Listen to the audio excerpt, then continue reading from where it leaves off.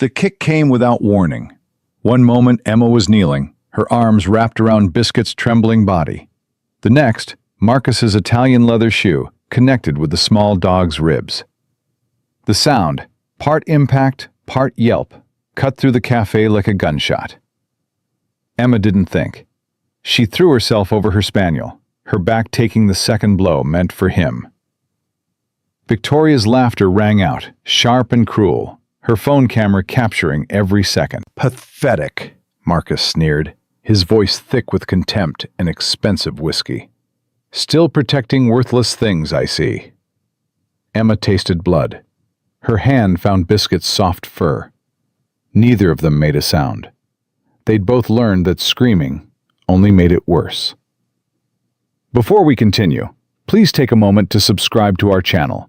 Your support helps us share more stories that matter. And leave a comment telling us what city you're watching from, so we can see how far this message of hope and courage travels. Now, let's go back to where this all began. The afternoon sun had turned golden when Marcus Blackwell's black Mercedes pulled up to Riverside Cafe. Emma Cole saw it through the window and felt her stomach drop. Her hands, steady just seconds before as she wiped down a table, began to shake. "Not today," she whispered to herself. "Please, not today." But prayers don't stop entitled men from walking through doors they've turned into weapons.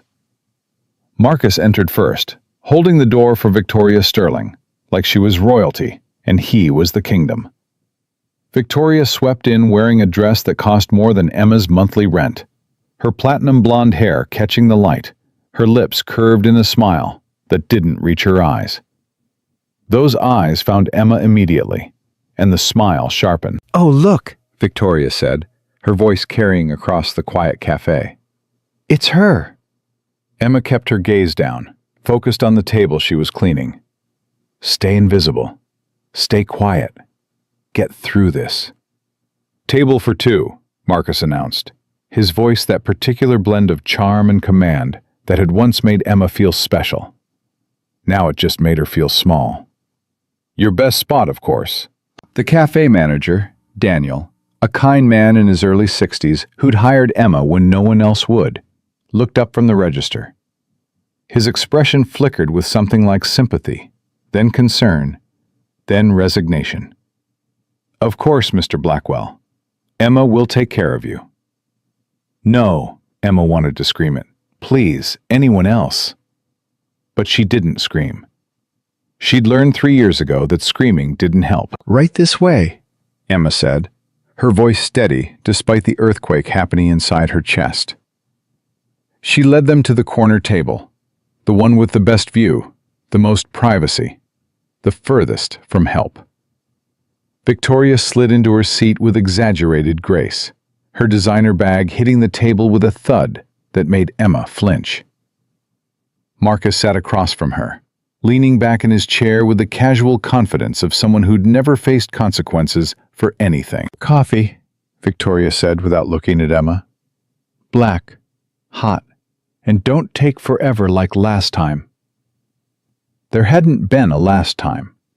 Emma had served them correctly, but contradicting Victoria had never ended well. "And for you, sir?" Marcus looked at her then, really looked at her, his blue eyes scanning her face with clinical interest, like she was a specimen under glass. "You look tired, Emma." It wasn't concern. It was an observation, a judgment. "I'm fine, thank you. What can I get you?" "The usual." "And Emma?" He leaned forward slightly. "Smile. You used to have such a pretty smile." Her jaw clenched. Her hands gripped her order pad until her knuckles turned white. But she smiled. The kind of smile that doesn't reach the eyes, doesn't touch the soul, exists only on the surface where men like Marcus demand it. "Coming right up." She turned to leave, and that's when Victoria's hand shot out, grabbing Emma's wrist. The grip was tight enough to hurt, deliberate enough to leave a mark. "Actually, I changed my mind. I want a cappuccino. Extra foam. Not too hot, not too cold. Think you can handle that? Or is that too complicated? Emma looked down at the perfectly manicured fingers wrapped around her wrist, the 3-carat diamond catching the light, the nails sharp enough to cut. I can handle it. Good girl. Victoria released her, then wiped her hand on her napkin as if touching Emma had soiled her. In the kitchen, Emma's hand shook so badly she nearly dropped the espresso cup. She pressed her palms against the cool metal counter, breathing through her nose, counting to 10 the way her therapist had taught her. 1. He can't hurt you here. 2. You're safe. 3. This will be over soon.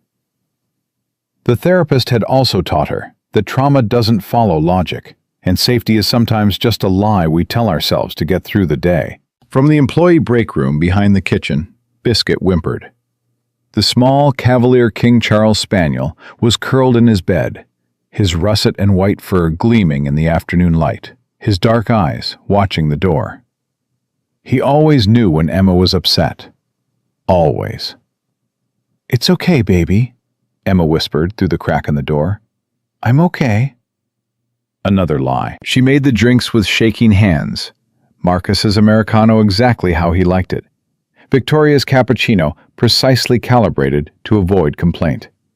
She carried them out on a tray, her spine straight, her face carefully blank. Marcus was on his phone when she approached, his voice loud enough for the entire cafe to hear. I'm telling you, Johnson, the waterfront property is a gold mine. Close the deal by Friday, and there's a bonus in it for you. He glanced at Emma as she set down his coffee, then continued talking as if she were furniture. No, I don't care about the current tenants. That's what lawyers are for. Emma set Victoria's cappuccino down with extreme care, making sure the foam was visible, the cup positioned perfectly. Victoria lifted it, examined it, then set it down without tasting it. Too much foam. Emma's throat tightened. I can remake it. Can you? Victoria tilted her head, her expression mockingly sweet. Because last week it was too little foam. The week before that, it was too hot. I'm starting to think you just can't follow simple instructions. There had been no complaint last week, or the week before. This was a game, and Emma knew all the rules because she'd helped write them once, back when she thought Marcus's attention meant love instead of control. I'll remake it immediately. Don't bother. Victoria pushed the cup away. I'm not thirsty anymore. Just bring the check. But are you arguing with me? Victoria's voice rose, cutting across the cafe. The few other customers looked up, interested now. An audience. Exactly what Victoria wanted. Because if you're going to argue about simple customer service, maybe you're not cut out for this job. Marcus set down his phone, his expression one of patient disappointment. Emma, I think you owe the lady an apology. The words stuck in her throat like broken glass. I apologize for any misunderstanding. Misunderstanding? Victoria laughed, the sound brittle and bright. Is that what we're calling your incompetence now? Emma's face burned. She could feel every pair of eyes in the cafe on her, could feel the weight of judgment, pity, entertainment. She was a show for them, a cautionary tale, a source of gossip for their dinner tables. I'll bring your check, she managed, her voice barely above a whisper. She turned to leave, and that's when Marcus said the words that made her blood turn to ice. Oh, and Emma, I heard something interesting the other day. His tone was casual, conversational, deadly. Apparently you've been bringing your dog to work. A health code violation, wouldn't you say? Her heart stopped. Literally stopped. For one terrible moment, the world went silent. He stays in the break room, she said quietly. He's clean. He's quiet. He doesn't bother anyone. He's a liability. Marcus sipped his Americano, savoring both the coffee and her fear. What if someone's allergic? What if he bites someone? As a concerned citizen and regular customer, I really think management should know about this. Victoria's eyes lit up like Christmas morning. Oh my God, there's a dog here? Right now? That's disgusting. Daniel! The cafe manager appeared from the back office, his face already apologetic, already defeated. Yes, Sterling? There's a dog in this establishment, a health hazard. I want it removed immediately, or I'm calling the health department. Daniel looked at Emma, and she saw the calculation happening behind his eyes. Keep a struggling single mother employed, or risk the wrath and influence of Marcus Blackwell. Emma, he said gently, we've talked about this. No. The word came out stronger than she intended. No, we haven't. You said as long as he stayed in the break room and didn't interfere with work, it was fine. He's been fine. He's always been fine. That was before I realized we had customers with concerns. Customers? Emma's voice cracked. He comes here once a week just to torture me, and you're calling him a concerned customer? Marcus's eyes narrowed. Careful, Emma. That sounds dangerously close to slander. It's the truth. Can you prove it? He leaned forward, his voice dropping to that quiet, dangerous register she remembered too well. Can you prove I'm doing anything wrong by having coffee in a public establishment? Can you prove that my girlfriend's legitimate health concerns are somehow harassment? Or are you just a bitter ex-employee, ex-girlfriend, who can't accept that I've moved on? The trap snapped shut around her. Every word she could say would sound like jealousy, spite, inability to move forward. He'd set it up perfectly. The dog goes home tonight, Daniel said, his voice final. I'm sorry, Emma. It's a liability I can't afford. I can't afford doggy daycare. The admission burned. I don't have anywhere else to keep him during my shifts. That's not the cafe's problem. Victoria examined her nails. Plenty of people manage to work without bringing their pets. Maybe you should budget better. Oh, wait, I forgot. You're terrible with money. Marcus told me how you spent everything he gave you on pointless things instead of investing it properly. Emma's hands balled into fists. That money, the money Marcus gave her, had been her salary from the job he'd convinced her to quit. The job where she'd been a marketing director, where she'd had a 401k and health insurance and a future. He'd framed it as a gift, as him taking care of her, right up until the moment he left and claimed she owed him every penny. I need this job, Emma said quietly. Then leave the dog at home, Marcus replied. I can't. Can't or won't? He stood, pulling out his wallet, dropping 2 crisp $100 bills on the table. Keep the change, Emma. Consider it charity, from someone who still cares about your well-being, despite everything. The bills sat there, obscene and insulting, more than she'd make in tips all week. Framed as generosity, actually meant as ownership. Victoria stood too, slipping her arm through Marcus's. You know what? I think we should come back tomorrow. I'd love another cappuccino. Maybe by then, Emma will have learned how to make it properly. They left, Victoria's laughter trailing behind them like poison.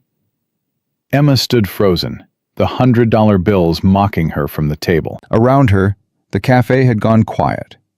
That particular silence of people who've witnessed something ugly and don't know how to respond. Daniel approached, his voice gentle. Emma, don't. She held up a hand. Just don't. She walked to the break room, her vision blurred with tears she refused to let fall. Biscuit stood when he saw her, tail wagging hopefully. She dropped to her knees and buried her face in his soft fur. I'm so sorry, she whispered. I'm so sorry. He licked her face, unconcerned with apologies, focused only on comfort. She held him tighter. The bell above the cafe door chimed. Emma didn't look up. Another customer, another order, another smile she'd have to fake. But this customer didn't sit. Heavy footsteps, measured, deliberate, moved through the cafe, then stopped. Then the sound of someone lowering themselves into a chair near the window. Emma pulled back from Biscuit, wiping her eyes. She had to get back to work, had to pretend everything was fine. She stood, smoothed her uniform, and walked back into the cafe. The man at the window table was different. Everything about him was different. Mid-30s, she guessed. Short, dark brown hair, touched with gray at the temples.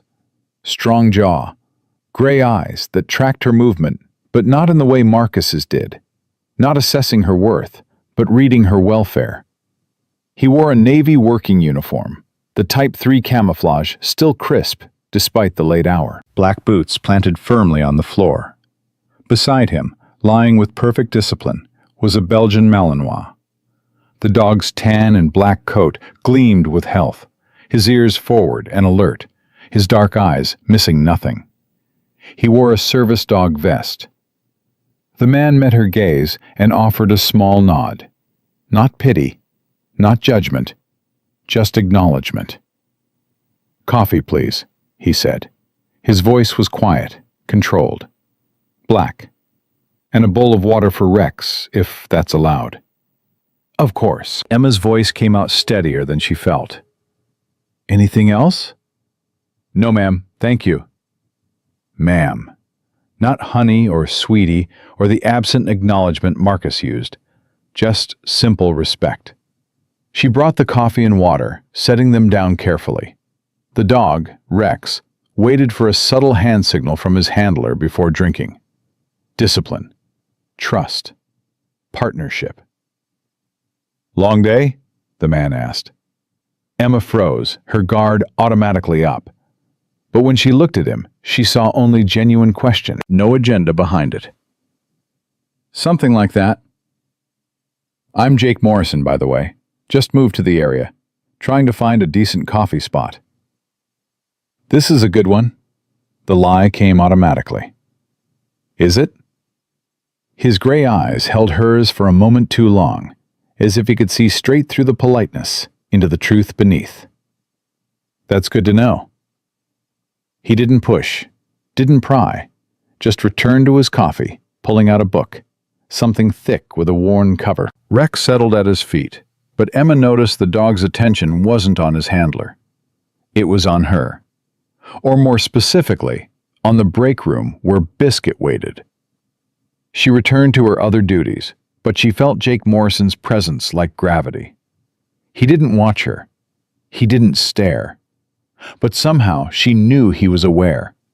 Of Marcus's $100 bills still on the table. Of her red-rimmed eyes. Of the careful way she moved through the cafe, as if expecting to be struck. At closing time, Emma counted her tips. Marcus's hundreds sat separate from the rest, contaminated. She didn't want to touch them, but rent was due, and groceries were running low, and Biscuit needed food, and she needed gas, and... She took the money, hated herself for it, took it anyway. "Emma," Daniel caught her as she was gathering Biscuit's things. "About tomorrow." "I know. I'll figure something out." "I'm sorry. I really am. But if Blackwell follows through on his complaint to the health department, I said I'll figure it out." She clipped Biscuit's leash to his collar, gathered her purse, and headed for the door. The cafe was empty now, except for Daniel counting the register. No, wait, not empty. Jake Morrison still sat at his table, book closed, coffee long finished. Rex stood at attention beside him. "Closing time," Emma said, professional mask back in place. "I'm sorry, sir, but—" "I know." He stood, but didn't move toward the door. "Question first, if you don't mind." Emma's instincts screamed stranger danger, but something about his steady calm made her pause. "Yes?" "That man who was here earlier, the one in the expensive suit, he ever bother you when the cafe's empty?"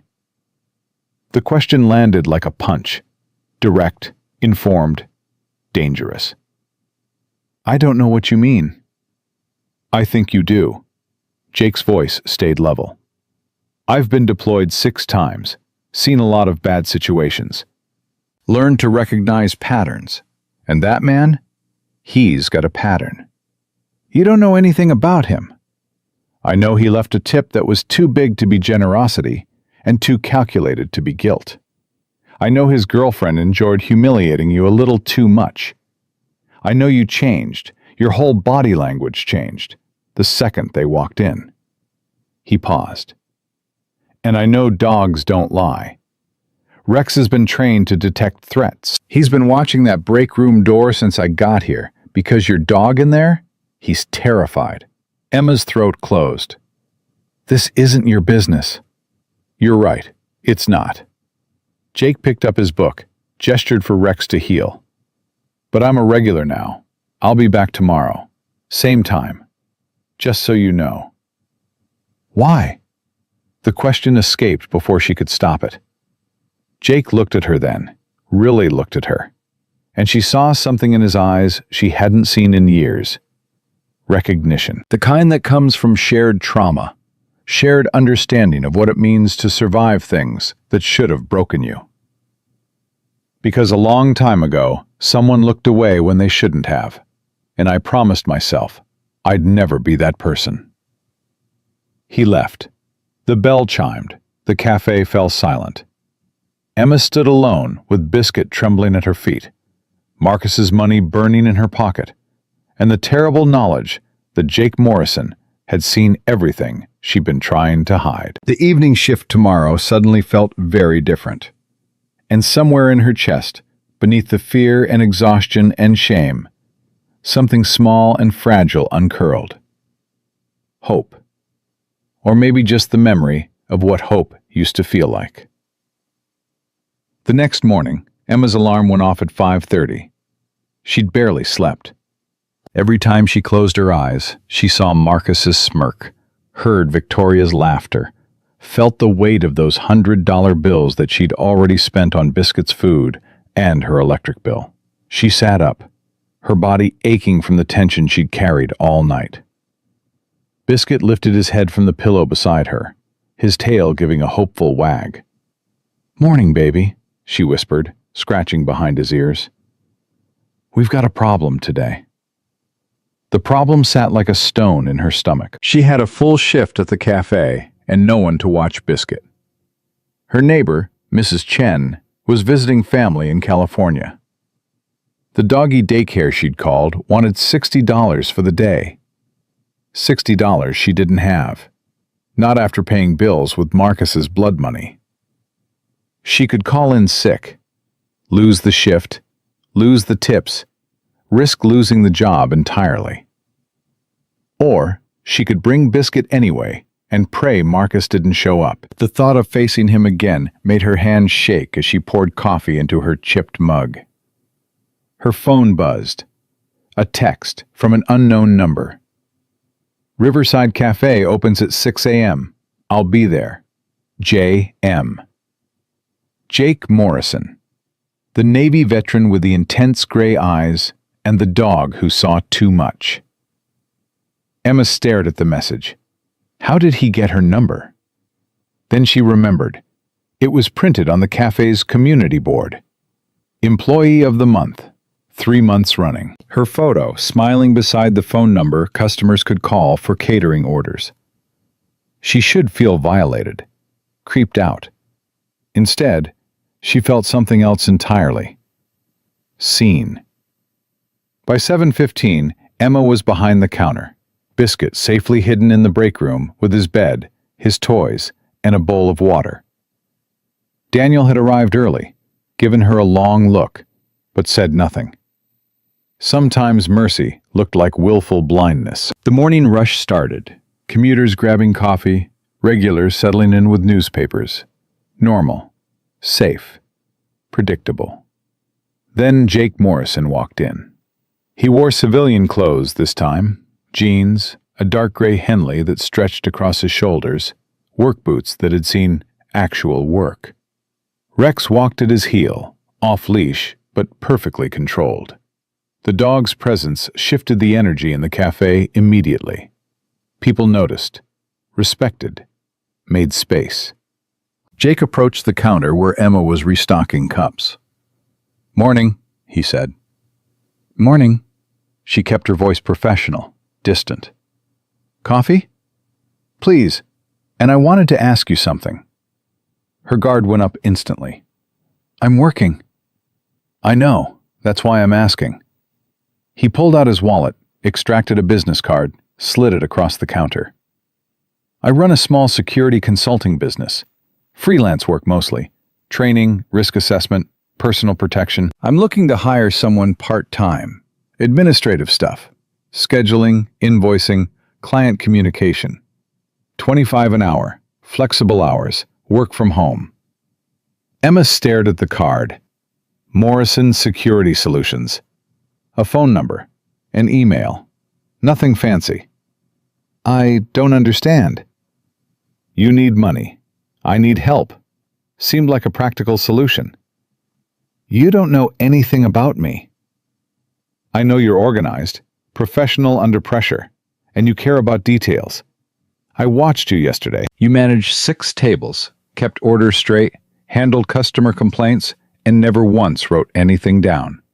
That's the kind of brain I need." "This is..." Emma's voice dropped. "This is charity."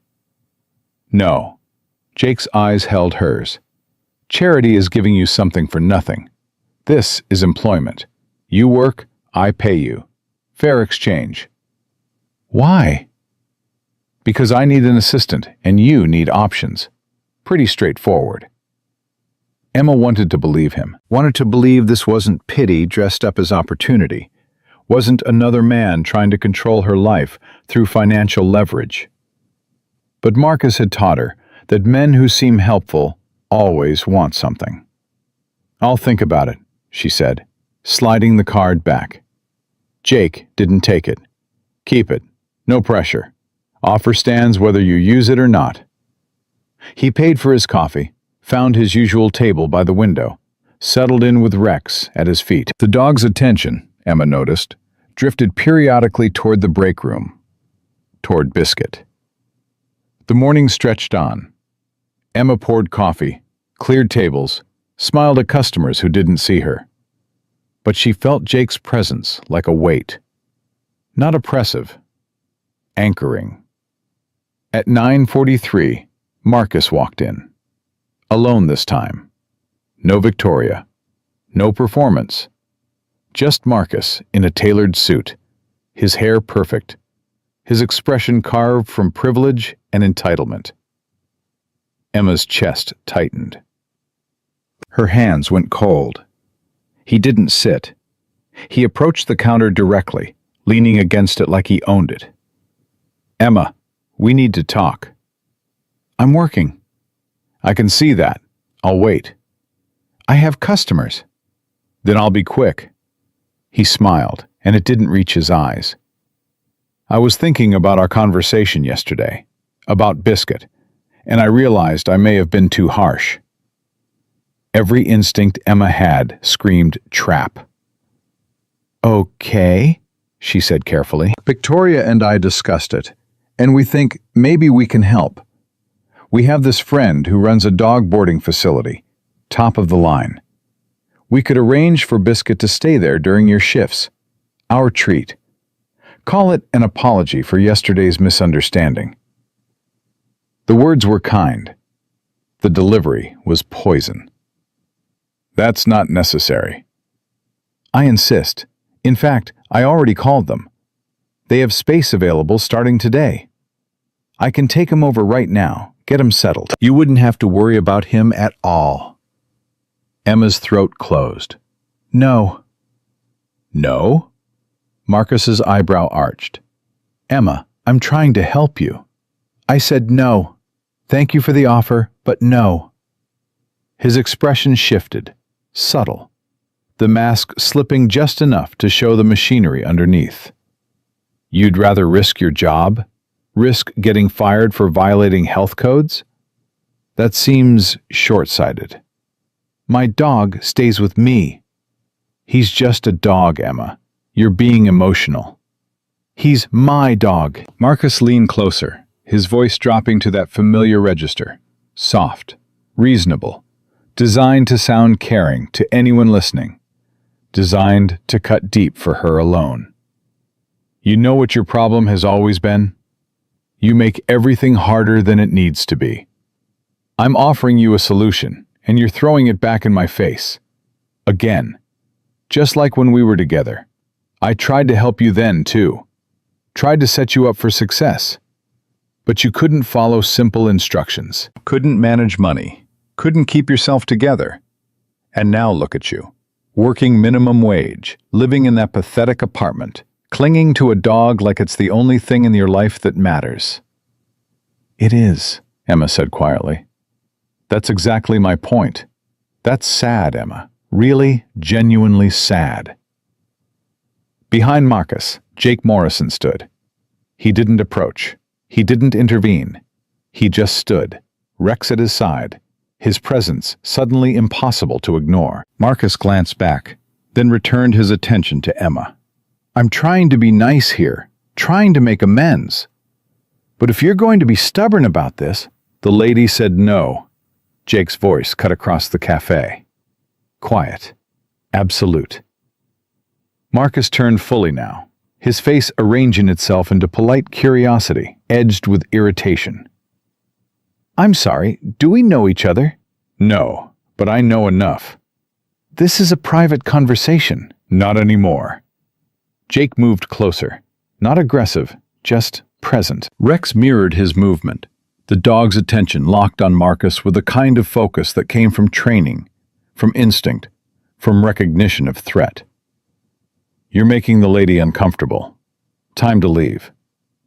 Marcus laughed, that particular sound entitled men make when their authority is questioned.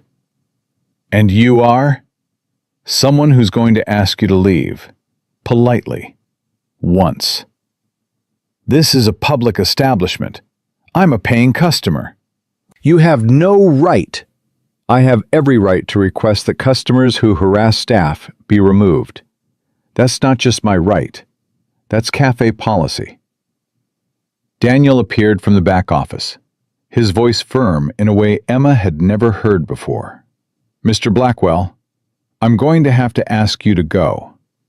Marcus's face flushed red. You're joking. I'm not. You're making my employee uncomfortable. You were asked to leave. Please do so before I call the police. Call them! Marcus's voice rose. Call them right now. See what happens when they find out you've been allowing animals in your kitchen. Biscuit stays in the break room, Daniel said. That's not a health code violation. But harassment of employees is a violation of multiple laws.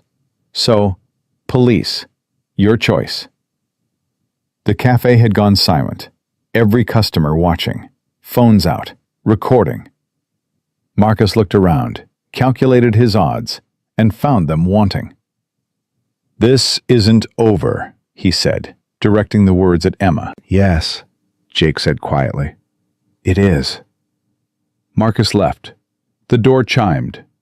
The silence held for 3 full seconds. Then Daniel said, Emma, take 5. Break room. She didn't argue. She walked on legs that felt like water, pushed through the break room door, and collapsed onto the floor beside Biscuit. He pressed against her, whining softly, and she held him, and shook, and tried to remember how to breathe. The door opened.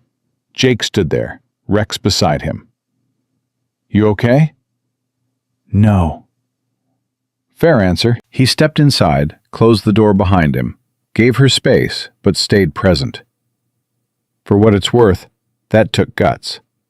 It took stupidity. He's going to come back. He always comes back. Not alone, he won't. Emma looked up at him through tears she hadn't realized were falling. You don't know him. You don't know what he's capable of. I know men like him, and I know they count on fear to keep people quiet. Jake crouched down, eye level with her. I also know you're stronger than you think. You stood up to him in front of witnesses. That's not nothing. He'll retaliate. Probably. That's why I'm going to be here. Every day, same time, until he gets the message. Why? The question tore out of her. Why do you care? Jake was quiet for a long moment.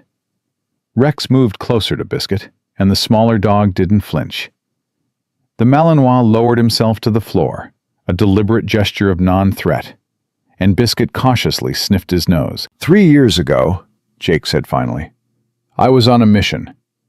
We were extracting a civilian from a hostile situation. Young woman, early 20s. She'd been held by insurgents for 6 months. When we got to her, she was... He stopped, his jaw tightening. She was alive. Barely.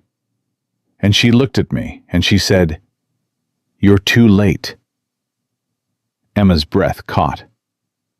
We got her out, got her to safety. Medical treatment, counseling, everything we could do. 2 months later, she killed herself. Left a note that said she couldn't live with the memories, couldn't escape them. Jake's gray eyes met Emma's. I was there. I was right there. And I was too late to save what mattered most. Her hope. Her belief that life could be okay again. That wasn't your fault. Maybe not. But I promised myself I'd never look away again. Never assume someone else would handle it. Never wait until it's too late. He stood, offered her his hand. So that's why I care. Because I refuse to be too late twice. Emma took his hand. He pulled her up, steady and sure. Then let go immediately. No lingering, no expectation. Thank you, she whispered. Don't thank me yet. I haven't done anything. But he had. He'd seen her, and sometimes that's everything. The rest of the shift passed in uneasy calm. Jake stayed until 2, drinking coffee, working on his laptop. Rex a silent guardian beneath the table. Other customers noticed, whispered, but no one bothered Emma. At closing time, Daniel called her into his office. I should fire you, he said. Emma's heart sank. The dog, the drama, the risk. Any smart business owner would cut you loose. Daniel leaned back in his chair. But my wife would divorce me if I did. She's been watching you for months, Emma. She knows what's happening. She wanted me to do something about it, and I kept making excuses. I don't want special treatment. This isn't special treatment. This is basic human decency, which I should have shown you a long time ago. He pulled out a folder. I'm implementing new policies. No customer, regardless of how much they spend, gets to harass my staff. Period. I'm also approving Biscuit's presence during your shifts, with written documentation that he stays in the break room and poses no health risk. And I'm giving you a raise, $2 an hour, retroactive to last month. Emma couldn't speak. You're a good employee, Emma. You show up, you work hard, you care. That's rare. I should have protected that better. I'm sorry I didn't. She managed a nod, her throat too tight for words. One more thing. Daniel slid a piece of paper across the desk. That customer, Jake Morrison, he left this. It was a check, $500, made out to Riverside Cafe. For security consultation services rendered. Additional services available upon request. J.M. He also left you this. Daniel handed her an envelope. Inside was Jake's business card again, and a handwritten note. Offer still stands, but more importantly, you're not alone anymore. Numbers below are my cell and Rex's vet. Use either whenever you need. No strings, no expectations, just options. Jake. Below that, 2 phone numbers, and at the very bottom, 1 more line. P.S. Rex says Biscuit is a good boy. High praise from a professional. Despite everything, despite the fear and exhaustion and uncertainty, Emma smiled. That night, she sat in her tiny apartment with Biscuit curled in her lap, staring at Jake's card, at his note, at the possibility of something different. Her phone buzzed. Unknown number. Hope you made it home safe. J.M. She stared at the message for a long time. Part of her wanted to ignore it, to maintain distance, to not let another man into her life, even one who seemed different. But a bigger part of her was tired of being alone in this fight. Made it home. Thank you for today. The response came immediately. Anytime, meant it about the job offer. Think about it. She would. She'd think about a lot of things. But as she drifted off to sleep, Biscuit warm against her chest, she felt something she hadn't felt in 3 years. Safe. Or at least, safer than yesterday. And sometimes that's enough to keep going. 3 days later, Marcus came back, not to the cafe, to Emma's apartment building. She saw him from her window, his Mercedes idling across the street, his silhouette visible behind the windshield. Watching. Waiting. Her hand shook as she reached for her phone. She didn't call the police. She'd learned that lesson already. She called Jake. He answered on the first ring. It's Emma. He's here, outside my building. Address? She gave it. Lock your doors. I'm 8 minutes out. 7 minutes later, she heard another engine. A pickup truck. Jake climbed out, Rex at his side, and walked directly to Marcus's Mercedes. From her window, Emma couldn't hear what was said, but she saw Marcus's face go pale, saw him start his engine, saw him drive away without looking back. Jake glanced up at her window, raised a hand in a brief wave, then got back in his truck. Her phone buzzed. He's gone, won't come back tonight. But Emma, this isn't over. He's escalating. We need to talk about next steps. She typed back with trembling fingers. Okay. Tomorrow, cafe, bring Biscuit. Let's make a plan. Emma set down her phone and realized something fundamental had shifted.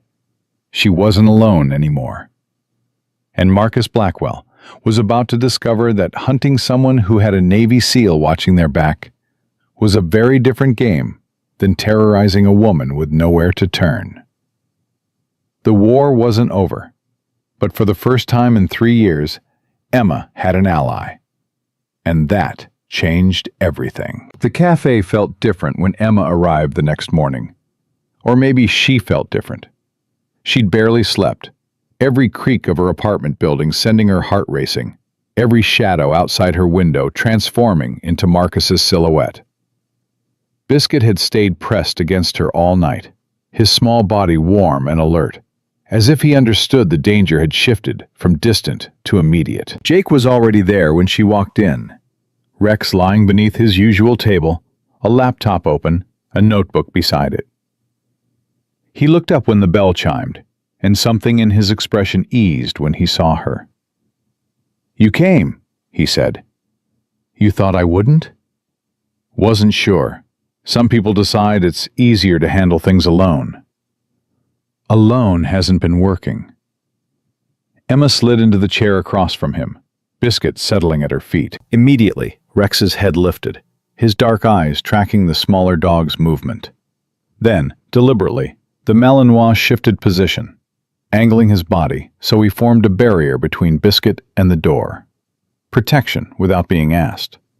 Jake noticed. "He likes your dog." "Your dog is a professional. My dog is a nervous wreck." "Your dog survived 3 years of hell and still has enough trust to love you. That's not a nervous wreck. That's a warrior."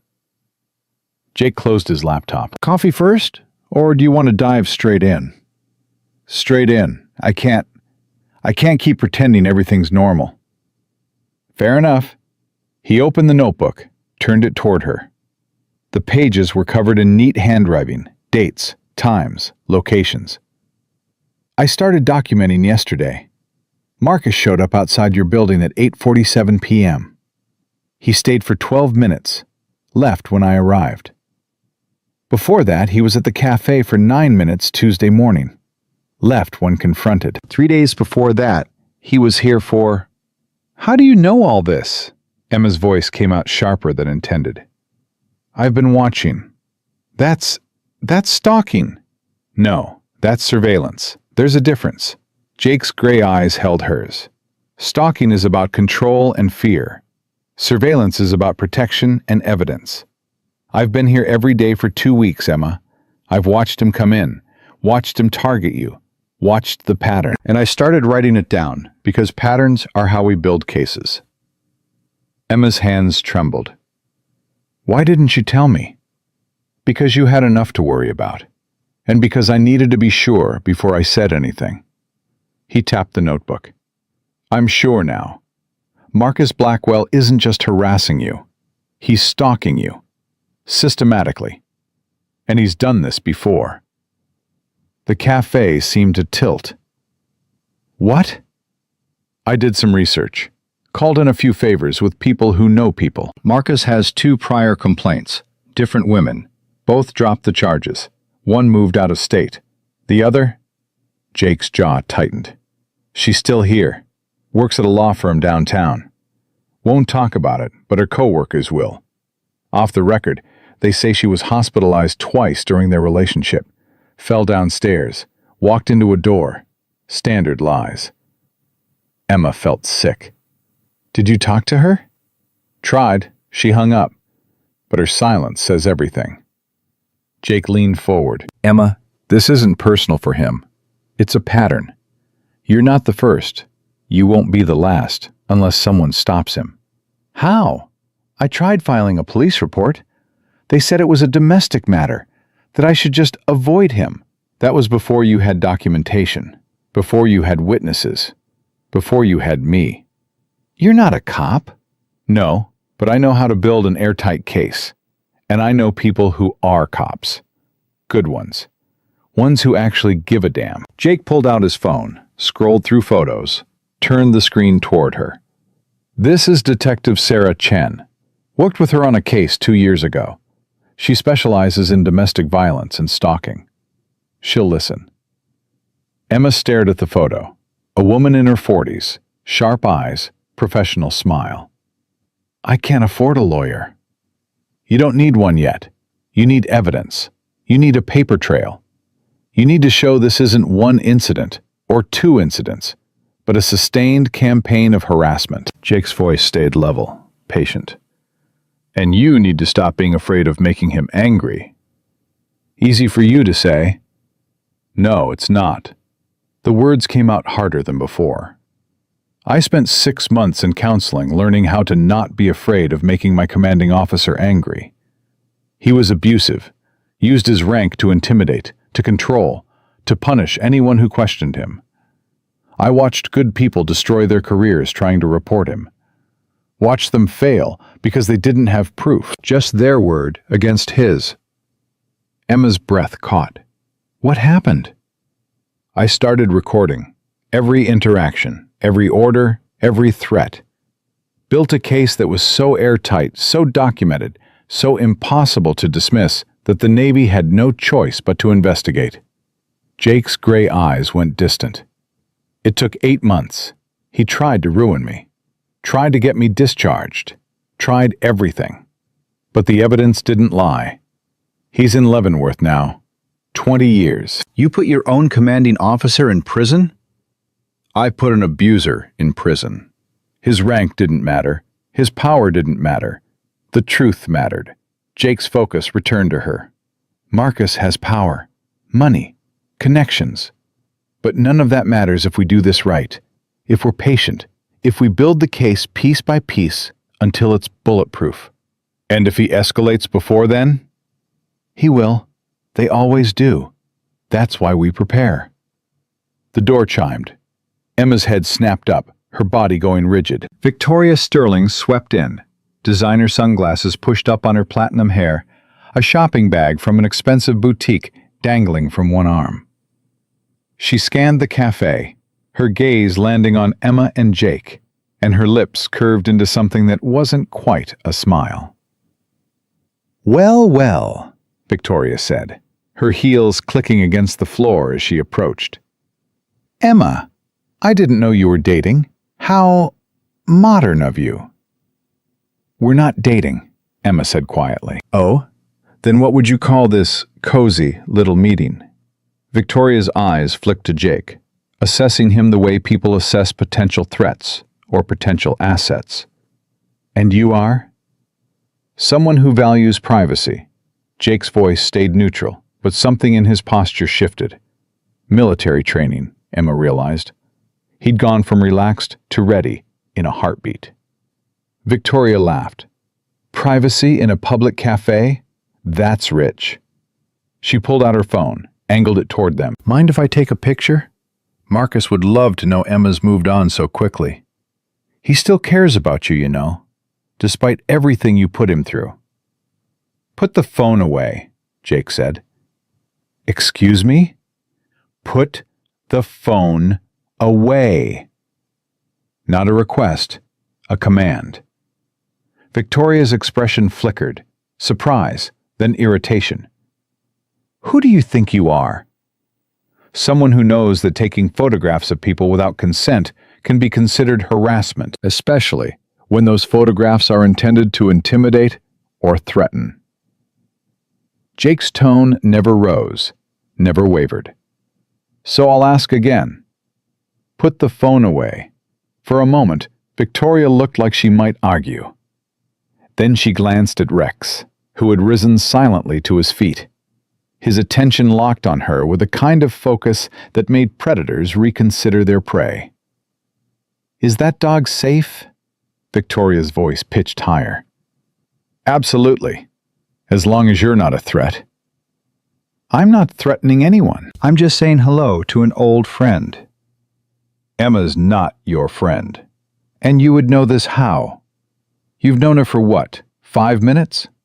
Victoria's attention shifted back to Emma, her voice dripping with false concern. Emma, sweetie, I'm worried about you. First you lose Marcus, then you're working this dead-end job. Now you're involving yourself with strange men who bring attack dogs into coffee shops? This isn't healthy behavior.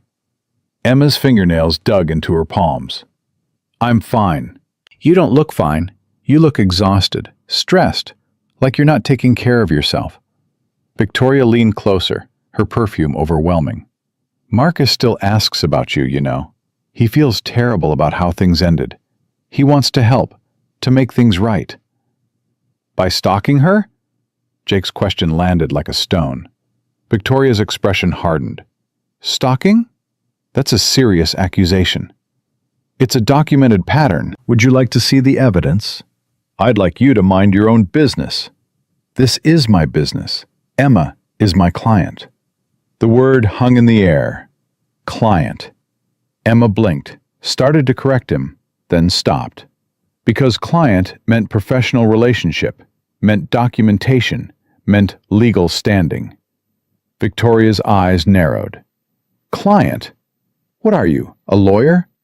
Security consultant, specializing in threat assessment and personal protection. Jake pulled out his business card, offered it with the casual confidence of someone who knew exactly what he was doing.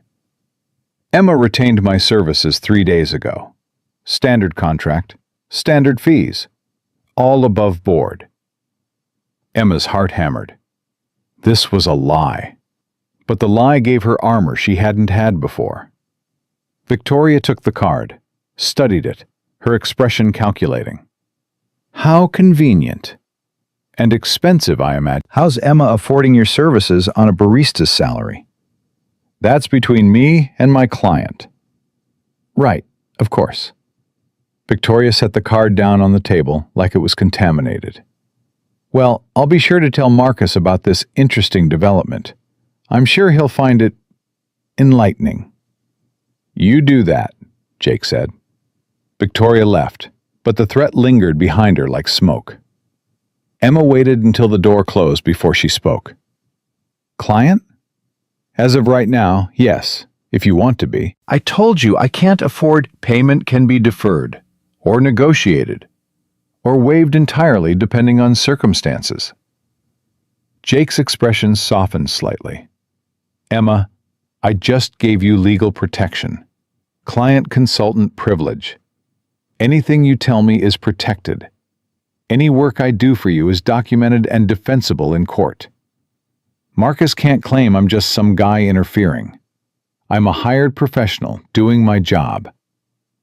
But I didn't hire you. You are now, retroactively. I'll draw up a contract today, date it 3 days ago, and we'll both sign it. $1 retainer. That's all we need to make it legal. Emma pulled out her wallet with shaking hands, extracted a crumpled dollar bill, slid it across the table. Jake took it, pocketed it, extended his hand. Welcome aboard, Ms. Cole. Let's get to work. She shook his hand, and something inside her chest loosened. Not relief. Not yet. But something close. The rest of the morning passed in intense planning. Jake walked her through documentation protocols, keeping a journal, saving every text and email, photographing any gifts or notes Marcus left, recording dates and times of every encounter. He showed her apps for her phone that could record audio discreetly, that could send automatic alerts to emergency contacts, that could track her location in real time. This feels paranoid, Emma said. This feels prepared. There's a difference. Jake closed his laptop. Paranoid is seeing threats that don't exist. Prepared is acknowledging threats that do exist and planning accordingly. What if I mess up? What if I forget to document something? Then you document that you forgot. The point isn't perfection, it's pattern. We're building a timeline that shows consistent, escalating harassment. Even gaps in the timeline support that narrative. You were too afraid, too overwhelmed, too traumatized to keep perfect records. That's human. That's believable. Emma's phone buzzed. A text from an unknown number. Heard you're fucking some military grunt now. Guess you really will spread your legs for anyone who shows you attention. Pathetic. Her hands went cold. She showed Jake the screen. His expression didn't change, but something deadly flickered behind his eyes. Forward that to me. Screenshot it first, then forward it. It's from a blocked number. Doesn't matter. We can still document it. Date, time, content. Add it to the file. He watched her fingers shake as she tried to type. Emma, look at me. She did. This is what escalation looks like. He knows Victoria told him about me. He's threatened by that. So he's lashing out. This is good. Good? He just called me. He just gave us evidence. Harassment via electronic communication. Sexually explicit language intended to intimidate. This isn't a gray area. This is prosecutable. Jake's voice stayed calm, grounding. Every time he does this, he's digging his own grave. Let him. Another text. You think some soldier is going to protect you? I own this town. One phone call and he's done. You're done. That mutt you love so much? Done. Try me, Emma. See what happens. Emma's vision blurred. Biscuit whimpered at her feet, sensing her distress, and she scooped him up, held him against her chest. Jake was already typing on his phone. That's a direct threat. Against you and your dog. Forward it. Now. He's going to what? Hurt you worse than he already has? Scare you more than he already does? Jake's tone sharpened. Emma, you're already living in fear. Already walking on eggshells. Already destroying yourself trying to appease someone who will never be appeased. The only way out is through. And through means documentation, evidence, and legal action. What if the police don't care? Then we go over their heads. Federal authorities, FBI. Stalking that crosses state lines or uses electronic communication is federal jurisdiction. We have options, but first, we need you to stop being afraid of fighting back. Emma's throat tightened. I don't know how. Yes, you do. You did it yesterday when you told Marcus no. You did it when you kept Biscuit despite the threats. You did it when you called me instead of suffering alone. Jake leaned forward. You're stronger than you think. You just need to believe it. Her phone rang. Marcus's number. Her real number, not blocked. Don't answer, Jake said. It rang 4 times, went to voicemail, immediately rang again. Let it ring. 6 calls in 3 minutes, then silence, then a voicemail notification. Emma's hand hovered over the play button. Speaker, Jake said. I need to hear this too. She pressed play. Marcus's voice filled the cafe, smooth and concerned, and absolutely chilling in its false sincerity. Emma, sweetheart, I'm worried about you. Victoria told me you're involved with some security consultant, and I want you to be safe. I know things ended badly between us, but I still care. I always will.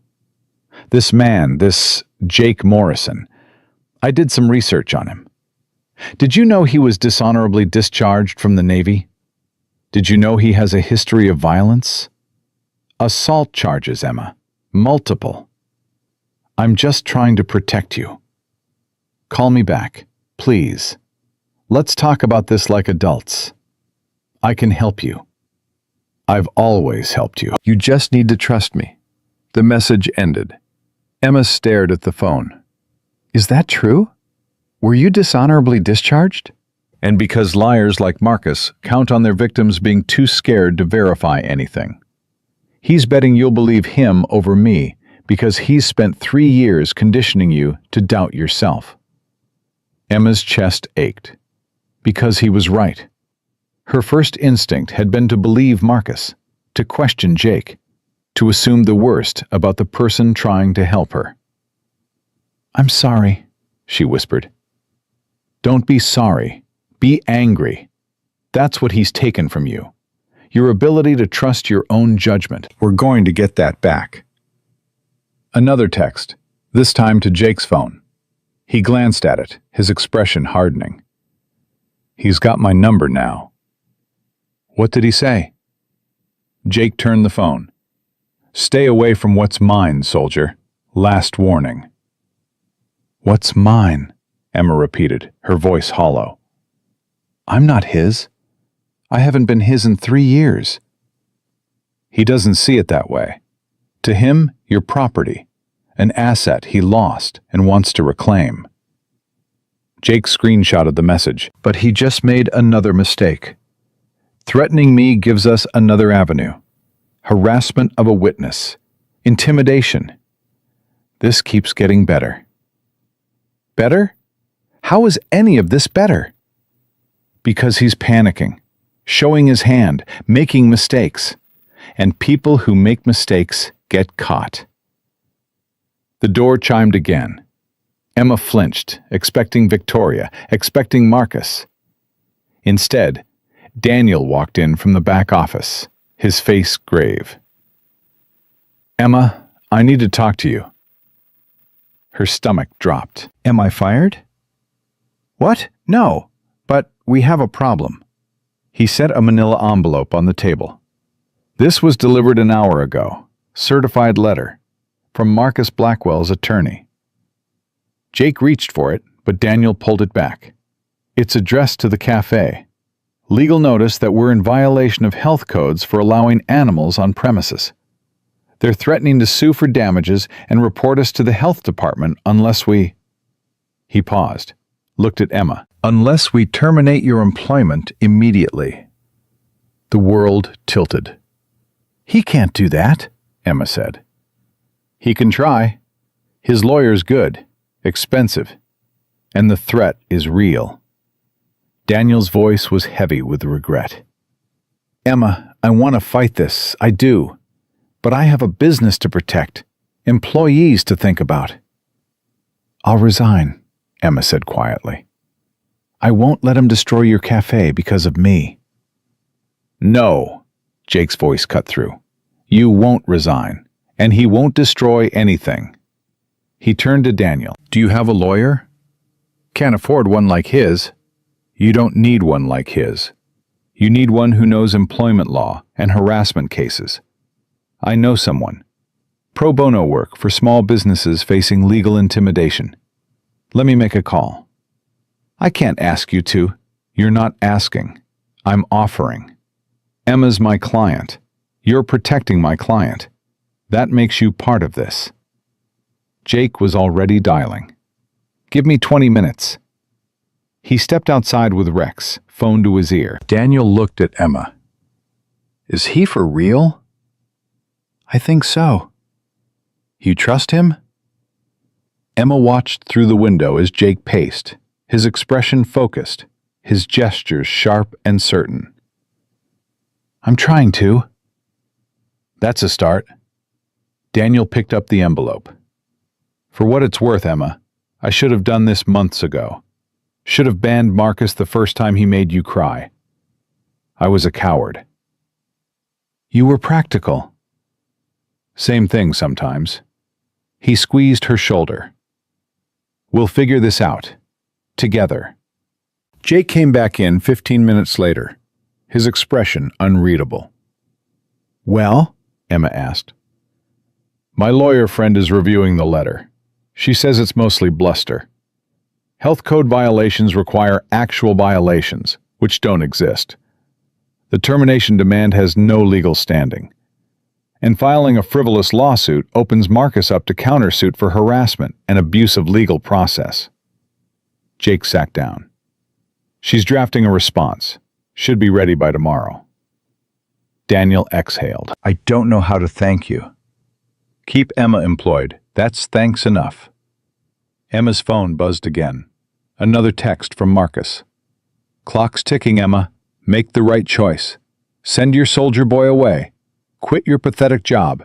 And maybe I'll let this go. Or don't, and watch everything you care about burn. She showed it to Jake without a word. He added it to the file without comment. How many does this make? Emma asked.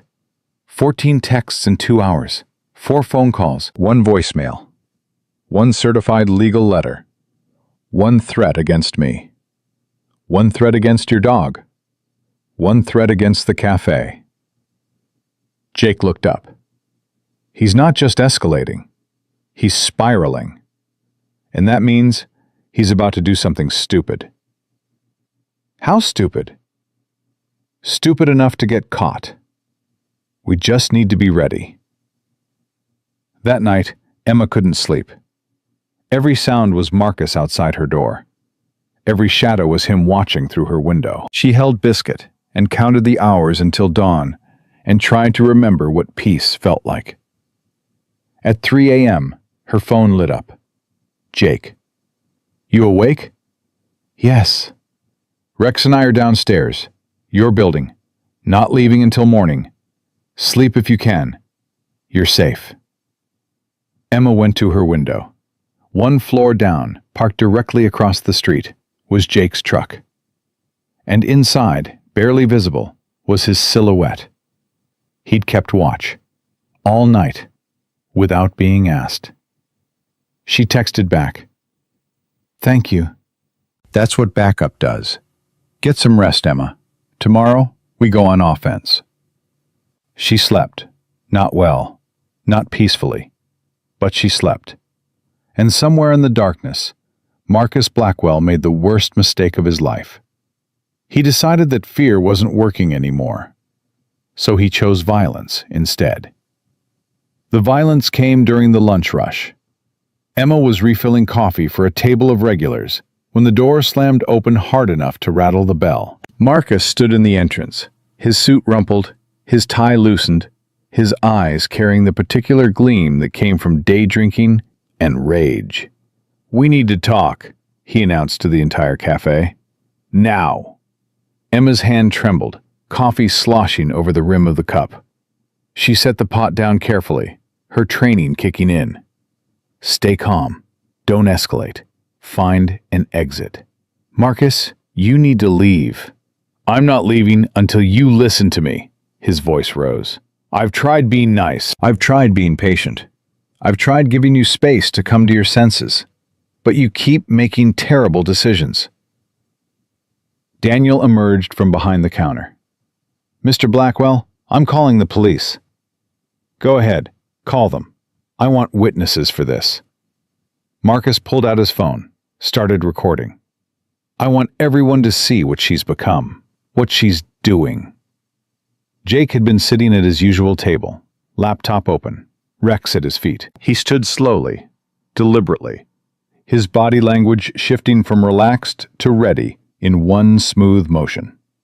Put the phone down, Jake said quietly. Or what? You'll assault me in front of all these people? Marcus's laugh was brittle. Go ahead, soldier. Give me a reason to sue you into bankruptcy. I'm giving you one chance to leave voluntarily. This doesn't concern you. Emma's my client. Her safety absolutely concerns me. Jake moved between Marcus and Emma, Rex mirroring the movement. You have a restraining order petition being filed against you as we speak. Detective Chen is reviewing evidence of sustained harassment. Your lawyer's threatening letter is being countersued for abuse of process. You're standing in a cafe full of witnesses, recording yourself harassing someone. This is possibly the worst decision you could make right now. Marcus's face flushed red. You don't know who you're dealing with. Yeah, I do. I deal with bullies for a living. You're not special. I could destroy you with one phone call. Make it. I'll wait. The cafe had gone silent. Customers pulled out phones, started recording. Emma saw it happening in real time. Documentation, witnesses, evidence building without her having to ask for it. Marcus saw it too. His expression shifted from confident to cornered. Emma, he said, his tone changing, softening into something that sounded almost pleading. Please, I just want to talk. 5 minutes. That's all I'm asking. No, she said, her voice stronger than she felt. I loved you. I gave you everything. You gave me nothing but pain. That's not true. I took care of you. I protected you. You isolated me. You controlled me. You destroyed my career, my savings, my self-worth. That's not love, Marcus. That's abuse. His mask cracked. You ungrateful. Say it, Jake interrupted. Finish that sentence. Give us exactly what we need. Marcus's jaw clenched. His hands balled into fists. Emma could see the war happening behind his eyes. The part of him that wanted to maintain the facade of civility, battling the part that wanted to hurt someone, to punish, to dominate. The violent part won. He lunged past Jake, reaching for Emma with both hands, not to grab, to strike. Jake intercepted him with professional efficiency, one arm blocking Marcus's momentum, the other guiding him away from Emma. No excessive force, no showboating, just controlled redirection. Marcus stumbled, caught himself, and swung wildly.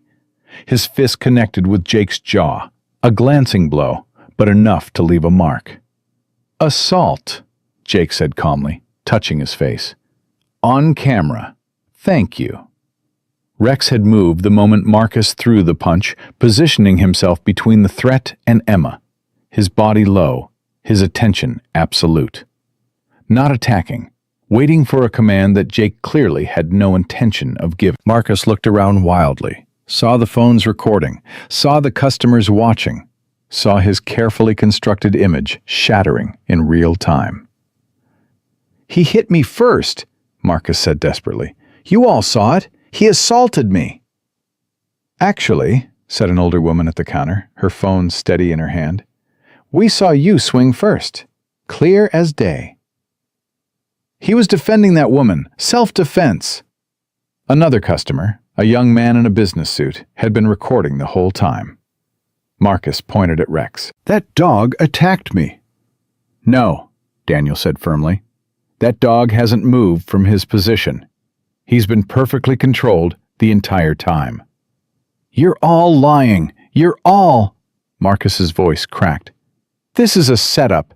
You orchestrated this. You wanted me to look bad. No, Jake said. You did this to yourself. We just documented it. Sirens, growing closer. Marcus's expression transformed from rage to panic. I'm the victim here. He's the one who... Save it for the police, Jake said. 2 patrol cars pulled up outside. 4 officers entered, hands near their weapons, assessing the situation. The lead officer was a woman in her early 40s, her dark hair pulled back, her expression all business. Her nameplate read Chen. Detective Chen, Jake said. Perfect timing. She looked at him, recognition flickering. Morrison. Called in a favor, did you? Several. This is my client, Emma Cole.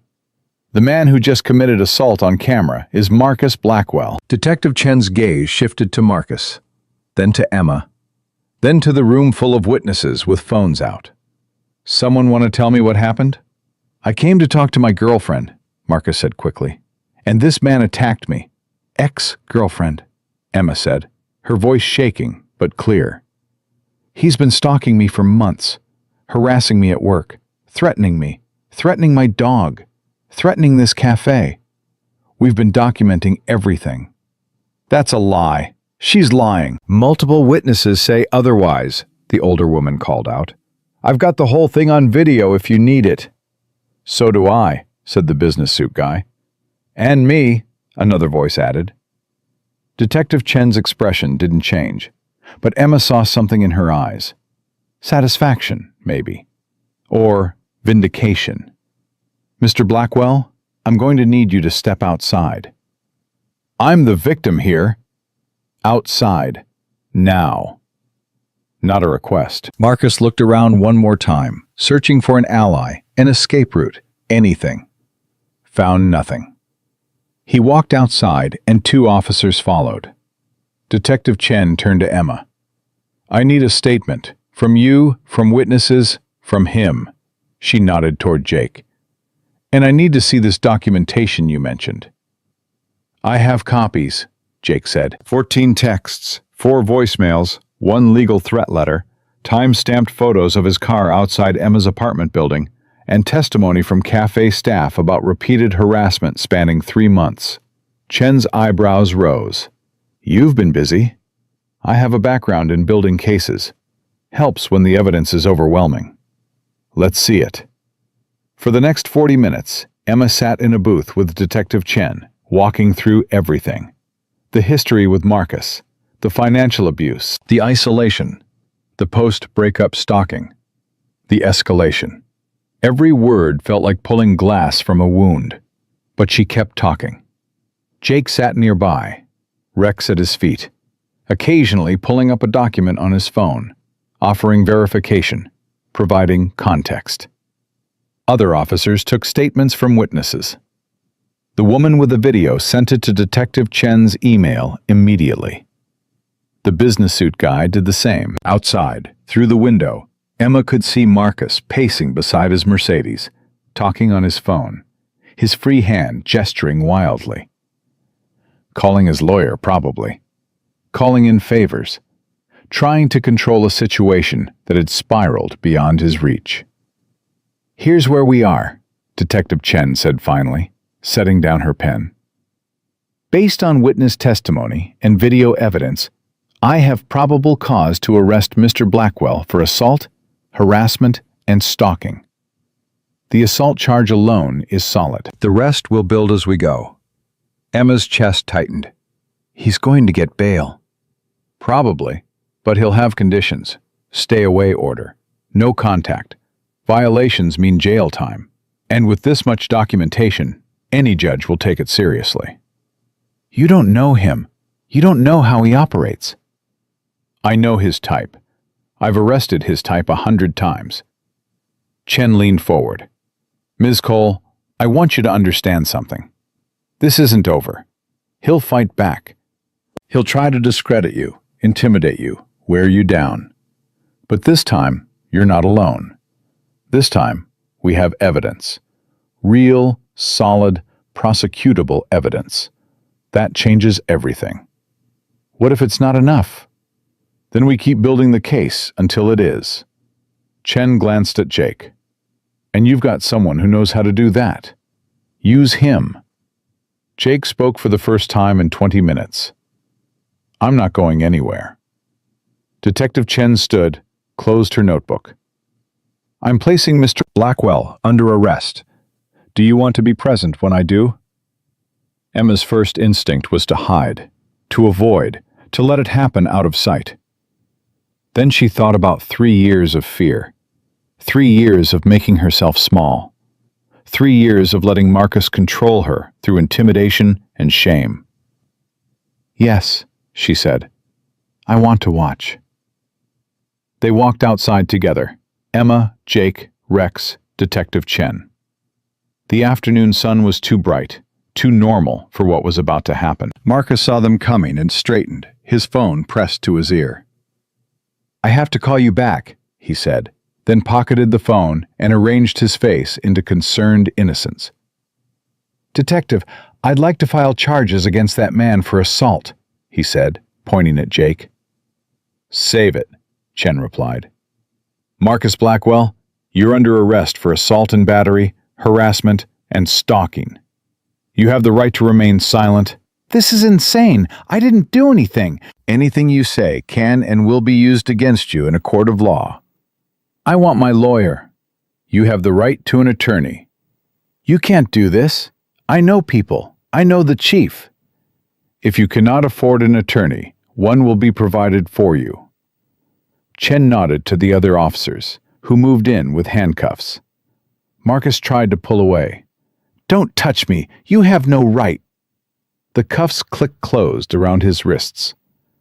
Emma watched it happen, watched him struggle, watched him realize that money and connections couldn't stop this moment from unfolding. This is because of her, Marcus said, his voice rising. She's lying. She's manipulating you. I'm the victim. You assaulted someone in a room full of witnesses, Chen said flatly. Video evidence supports multiple charges. You're done. Emma. Marcus's tone shifted again, desperate now. Tell them this is a misunderstanding. Tell them I would never hurt you. Emma stepped forward. Jake moved with her, a silent presence at her shoulder. Rex stayed close to her other side. You did hurt me, she said quietly. For 3 years you hurt me. And I let you, because I didn't think I had any other choice. But I do have a choice now, and I choose to stop being afraid of you. Something in Marcus's face crumbled. Not remorse, not regret. Just the realization that his power over her had finally, irrevocably broken. You're going to regret this, he said. No, Emma replied. You're going to regret not stopping when you had the chance. They led him to the patrol car. He resisted, shouting about lawyers and lawsuits and police brutality. None of it mattered. The car door closed, the sirens engaged, and Marcus Blackwell was driven away in handcuffs. Emma stood on the sidewalk, shaking. Not from fear, from something else.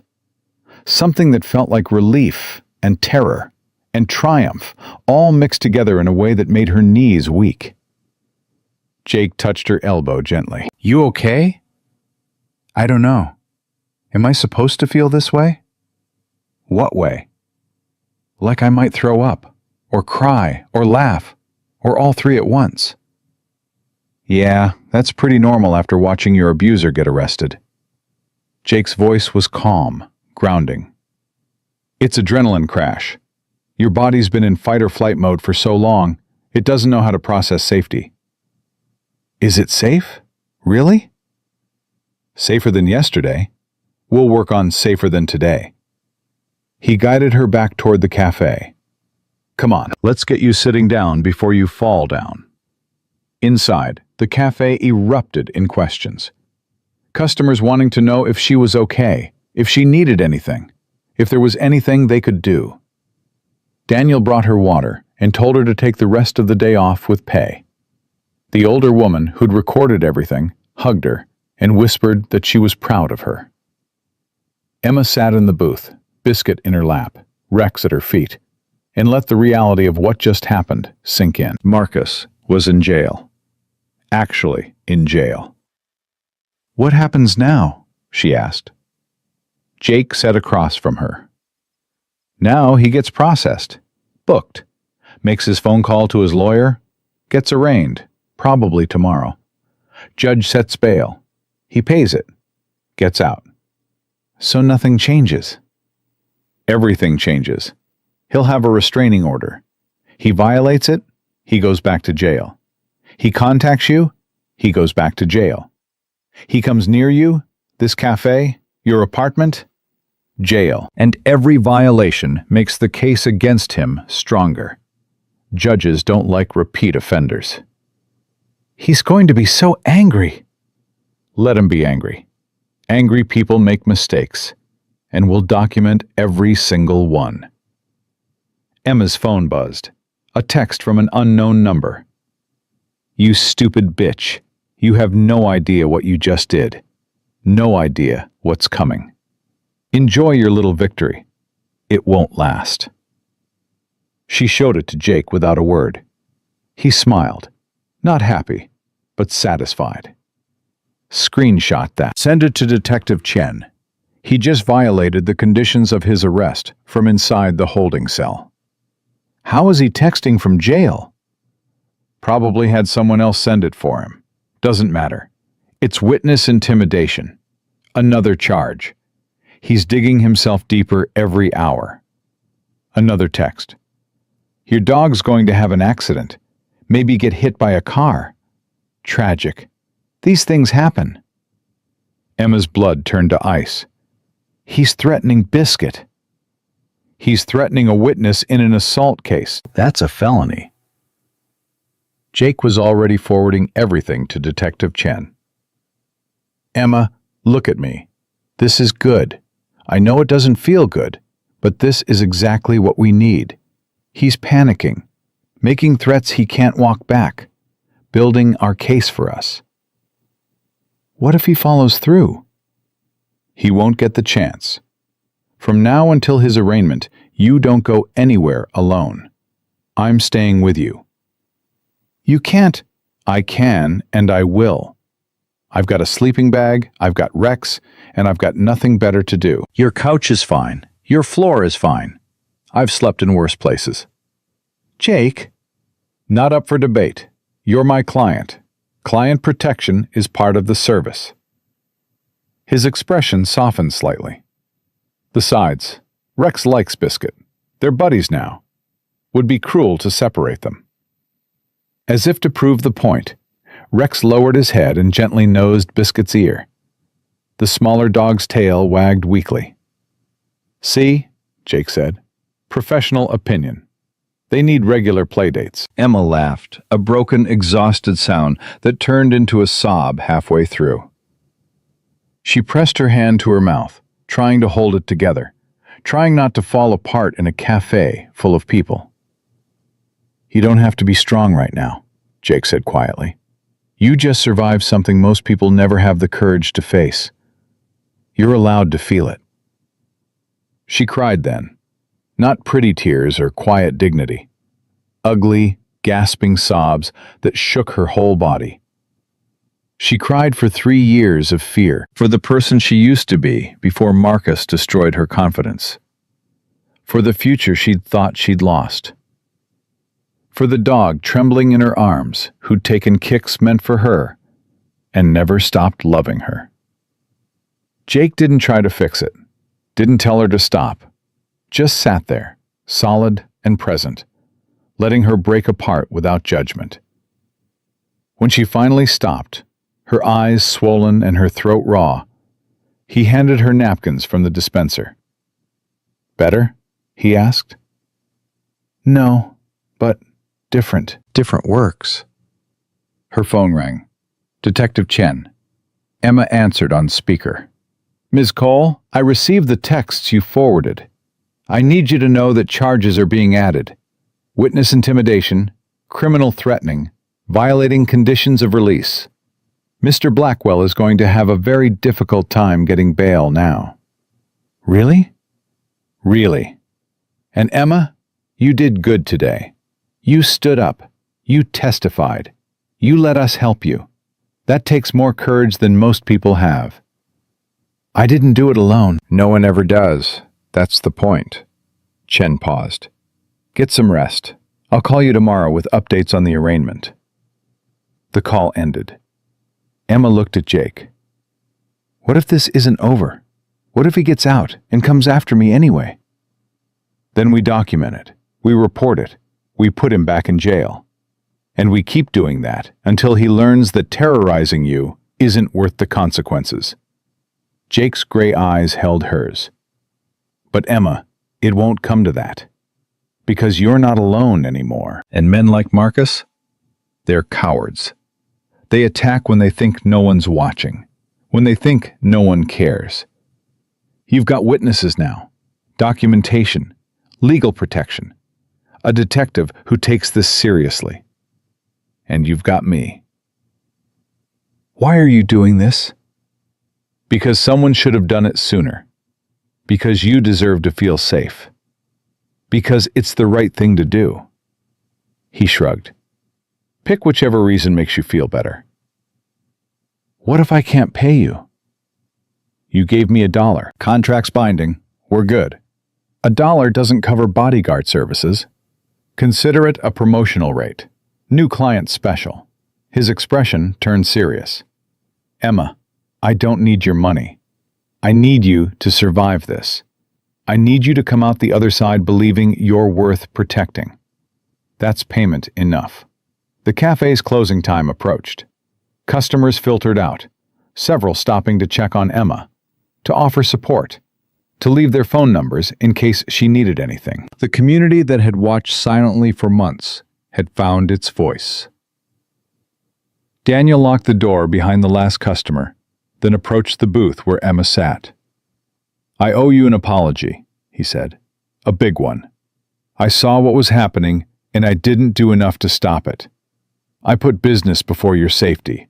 That was wrong. You gave me a job when no one else would. That doesn't excuse the rest. But moving forward, things change. Marcus Blackwell is banned from this cafe. Permanently. Victoria Sterling, too. Anyone who harasses my staff answers to me, and I'm putting security cameras up tomorrow. Front entrance, back entrance, parking lot. Full coverage." "That's expensive." "So is being a coward. I can't afford that anymore." Daniel squeezed her shoulder. "You're safe here, Emma. I should have made sure you knew that sooner." After Daniel left, Jake gathered his things. "Ready to go?" "Where?" "Your place. I'm staying tonight, remember?" "You were serious about that?" "Completely serious. I've got my go bag in the truck. Rex has his food. We'll set up shop on your couch, and you can actually sleep without checking the door every 5 minutes." Emma wanted to argue, wanted to insist she'd be fine alone. But the truth was, she didn't want to be alone. Not tonight. Not after everything. "Okay," she said quietly. "Thank you." They walked to her apartment together as the sun set, casting long shadows across the parking lot. Jake's truck followed her car. At her building, he did a full sweep of the area before letting her get out. Inside her tiny apartment, he set up his sleeping bag on the floor near the door. Rex settled beside it, alert but calm. Biscuit immediately curled up against the Malinois, finding comfort in the bigger dog's presence. "I'll take first watch," Jake said. "You sleep." "You don't have to." "I know. I'm going to anyway." Emma went to her bedroom, changed into pajamas, and lay down. For the first time in 3 years, she closed her eyes without fear, because in her living room, a Navy SEAL and his canine partner stood guard, and Marcus Blackwell was in jail. Tomorrow would bring new challenges, but tonight For the first time in longer than she could remember, Emma Cole was safe. And sometimes, safety is the bravest thing you can fight for. Emma woke to sunlight and the smell of coffee. For 3 seconds, she forgot where she was, forgot what had happened. Then memory crashed back. Marcus arrested. Jake sleeping on her floor. Safety she hadn't earned, but desperately needed. She walked into her living room and found Jake already awake, dressed, coffee brewing in her ancient machine. Rex sat by the door, alert. Biscuit was curled against the Malinois like they'd been friends for years instead of days. "He didn't have to make coffee," Emma said. "Habit. Military training. Up at 0500 whether I want to be or not." Jake poured 2 mugs, handed her one. "How'd you sleep?" "I slept." The words felt strange. "Actually slept. All night." "Good. You needed it." He checked his phone. "Arraignment's at 10. Detective Chen wants us there an hour early to prep." Emma's stomach knotted. "I have to see him again." "You don't have to do anything, but showing up sends a message. Shows you're not afraid. Shows you're willing to testify." "I am afraid." "Being afraid and being brave aren't opposites, Emma. Brave is doing it anyway."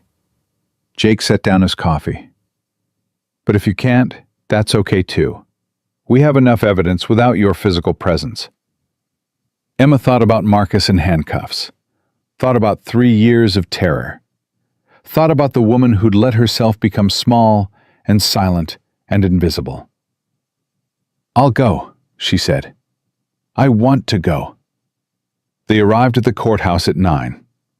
Detective Chen met them in the lobby, her expression professional but warm. "Big crowd today," she said. "Apparently word got out. We've got media." Emma's chest tightened.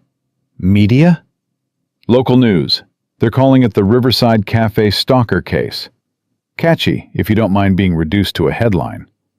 Chen's tone was dry. "You don't have to talk to them. In fact, I prefer you didn't. Not until after the trial." "There's going to be a trial?" "If he's smart, he'll take a plea. If he's arrogant, which my money's on, he'll fight. Either way, you're covered. The evidence is overwhelming." They walked through security, took the elevator to the 3rd floor.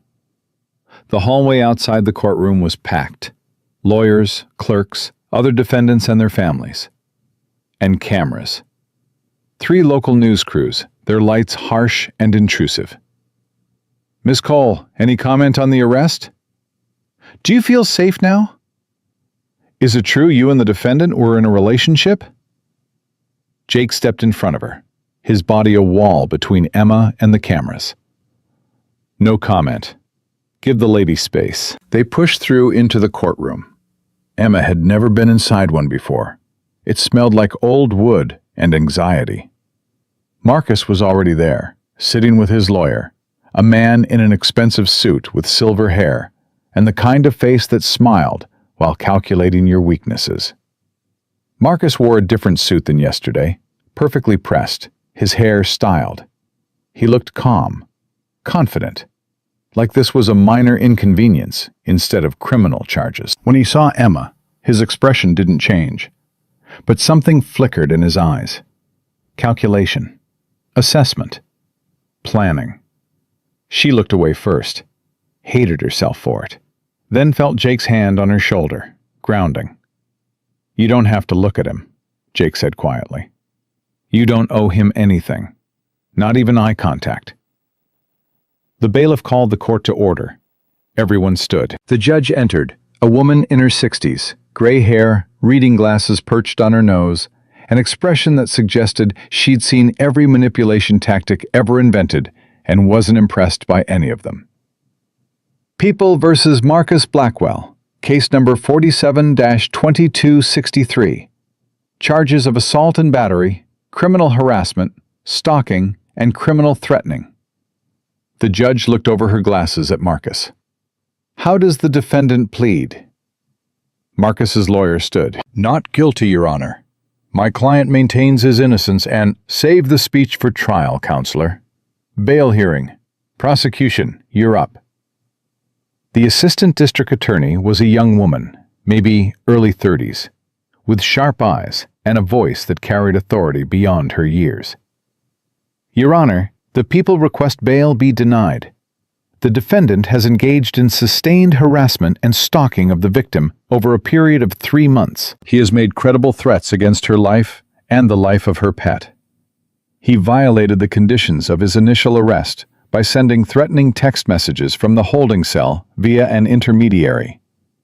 He has significant financial resources and connections that make him a flight risk. And he has a documented history of violence against women, 2 prior complaints that were dropped under suspicious circumstances.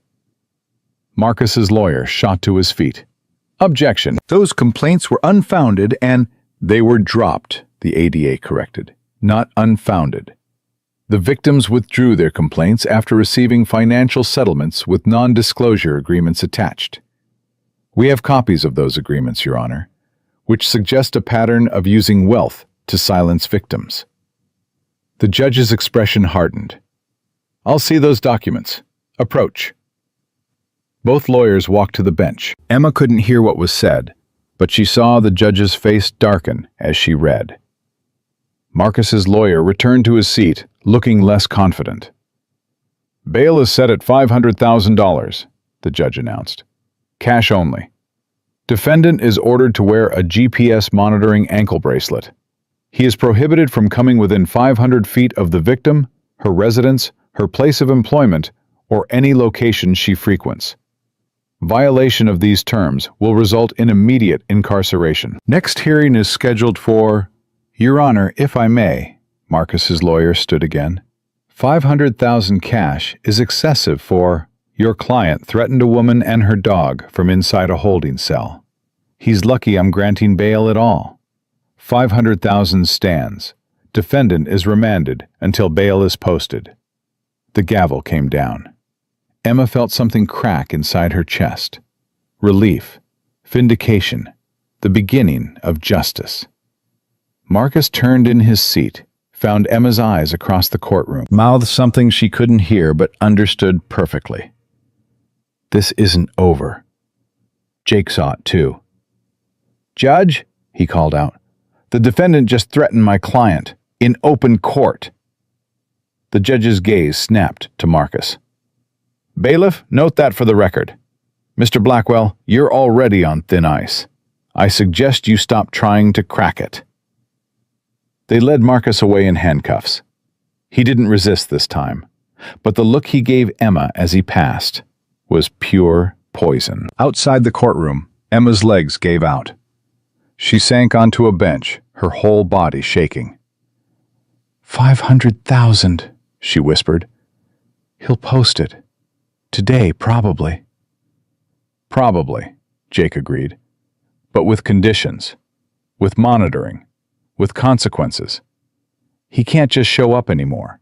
Can't just terrorize you. Every move he makes is tracked. Every violation lands him back in jail. What if he doesn't care? What if he decides jail is worth it if he gets to hurt me first? Then we make sure he never gets the chance. Detective Chen sat down beside her. Emma, you need to understand something. This isn't just your fight anymore. This is the state's fight. You're a witness now, not just a victim. And the state protects its witnesses. How? Safe house if needed. Police protection. Panic button app on your phone that alerts patrol cars immediately. We've got options. Chen pulled out a card. And this is my personal cell. You call me anytime, day or night. Anything feels off, anything scares you, you call. Emma took the card with numb fingers. The media swarmed them in the lobby.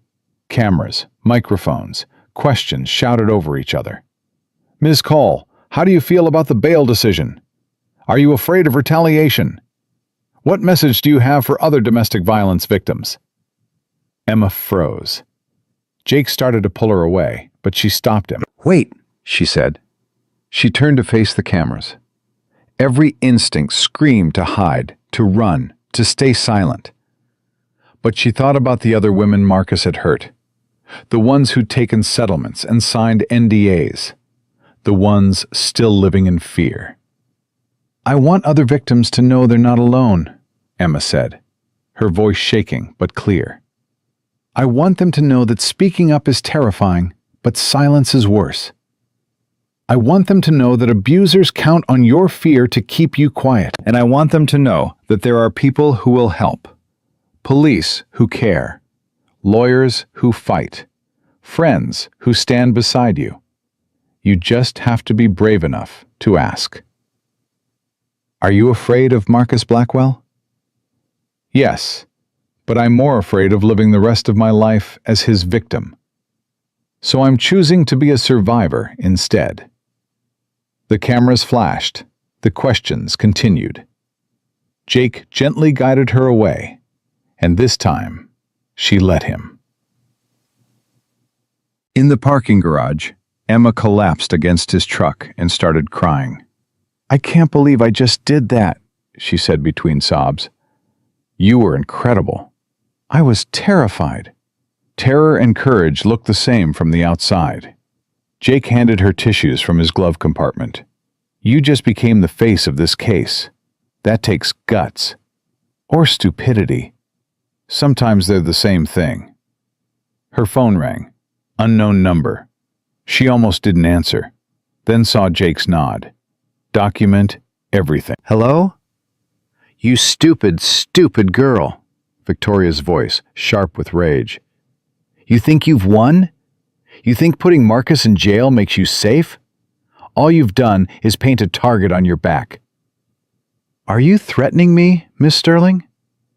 "I'm warning you, Marcus has friends, powerful friends, and they're not happy about this little publicity stunt you just pulled." "Let me save you some time," Jake said, taking the phone from Emma, putting it on speaker.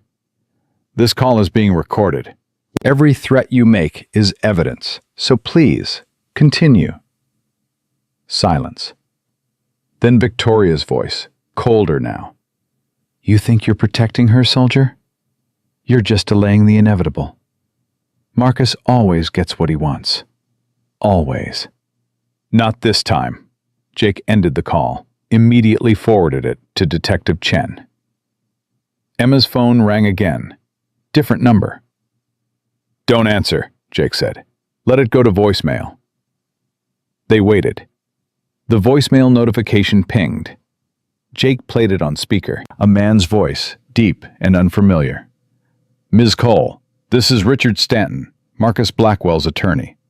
I'm calling to discuss a settlement.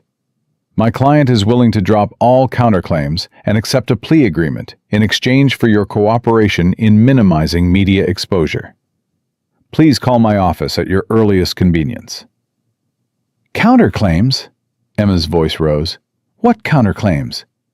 Jake was already Googling. His expression darkened. "He filed a civil suit this morning. Defamation. Claims you made false statements to police that damaged his reputation. He's suing you for $5 million. The parking garage tilted. $5 million? I don't have $5 million. I don't have 5,000. He knows that. This isn't about money. It's about pressure. About forcing you to back down, recant your testimony, make the criminal case fall apart." Jake's jaw clenched. Classic Darvo. Deny, attack, reverse victim and offender. It's going to work. I can't afford to defend a lawsuit. I can't. You're not defending anything. This is a slap suit.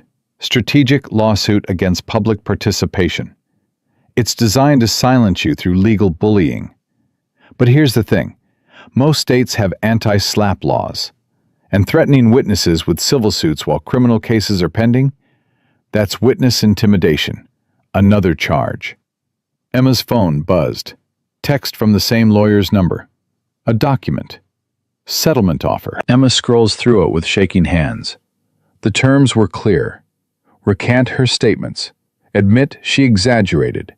Claim the relationship was consensual, the breakup mutual, the subsequent interactions misunderstood.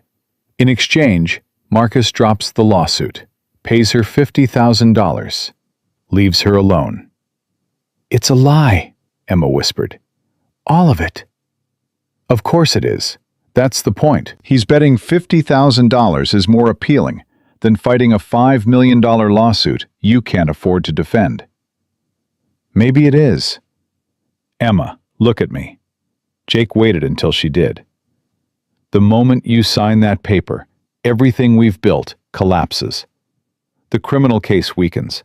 The restraining order gets challenged. Marcus walks away clean. And every woman he hurts after this? That's on both of you." "That's not fair." "No, it's not. None of this is fair. But it's the reality." Jake softened slightly. "But here's another reality. I know lawyers who take these cases pro bono. Civil rights attorneys who live for fighting slap suits. Let me make some calls." "Why would they help me?" "Because you're the exact kind of case they exist to fight." He was already dialing. "Give me an hour." 53 minutes later, Emma sat in a small law office across from a woman named Patricia Okafor. She was in her late 40s, black, wearing a power suit and an expression that suggested she ate entitled rich men for breakfast. "Let me be clear," Patricia said, reading through Marcus's lawsuit. "This is garbage. Legally unsound, factually baseless, procedurally questionable garbage. Any first-year law student could tear this apart." "Then why file it?" Emma asked.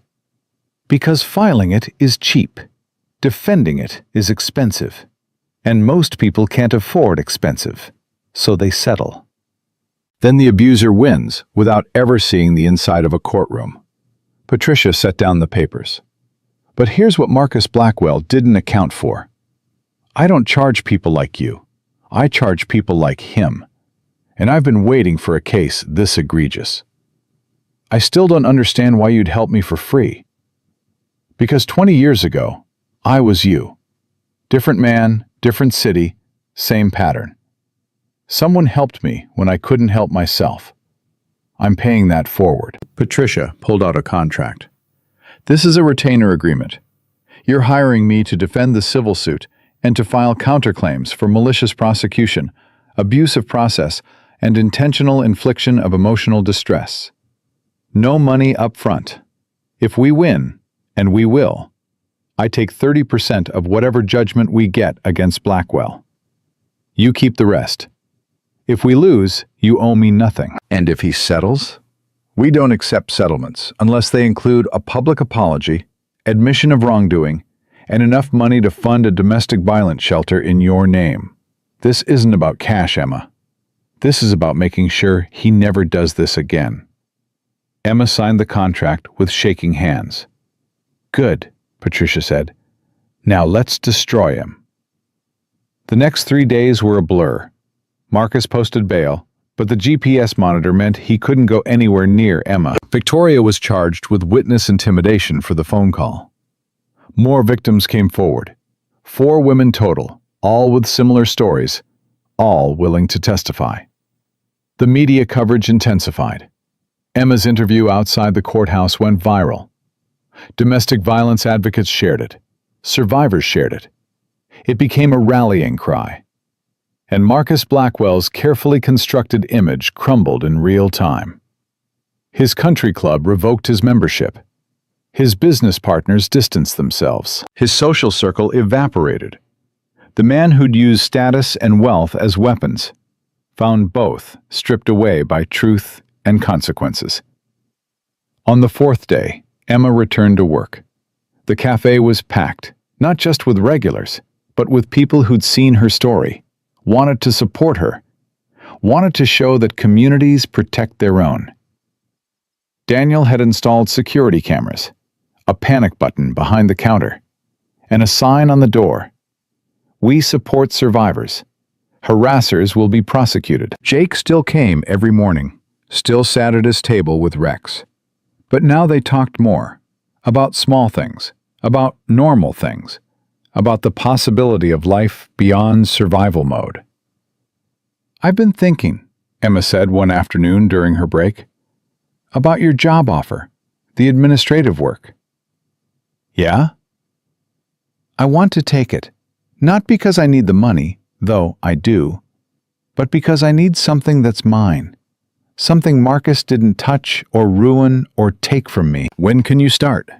Tomorrow? Tomorrow works. 2 weeks later, Patricia called with news. Marcus's lawyer wants to meet, to discuss dropping all charges and lawsuits.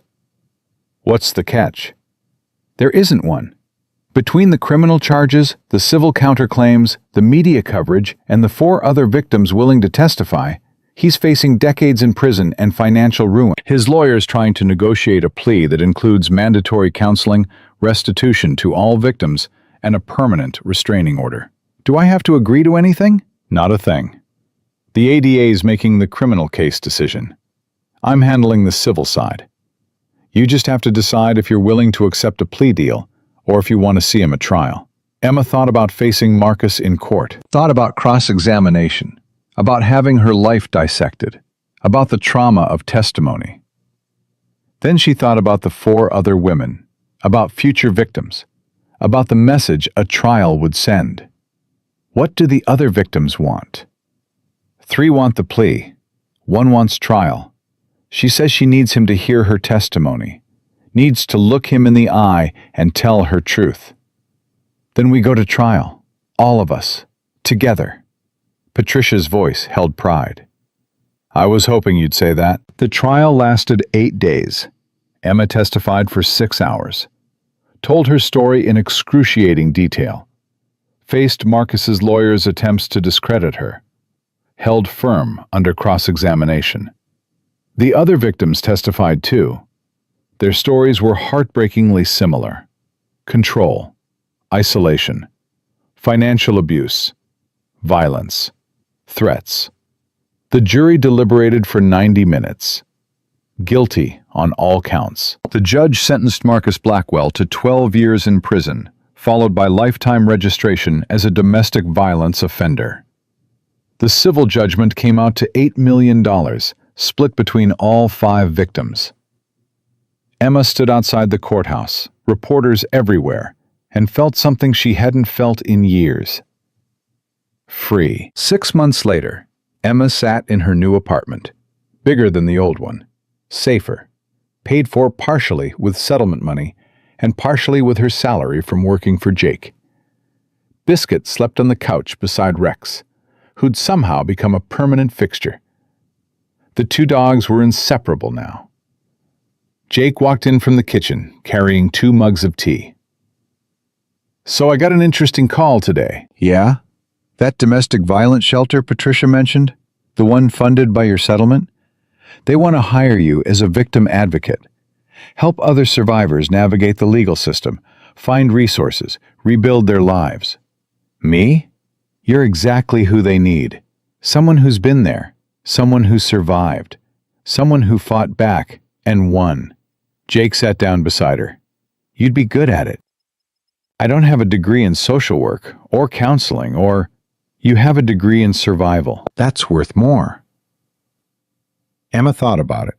Thought about the woman she'd been 6 months ago. Terrified, broken, convinced she'd never be whole again.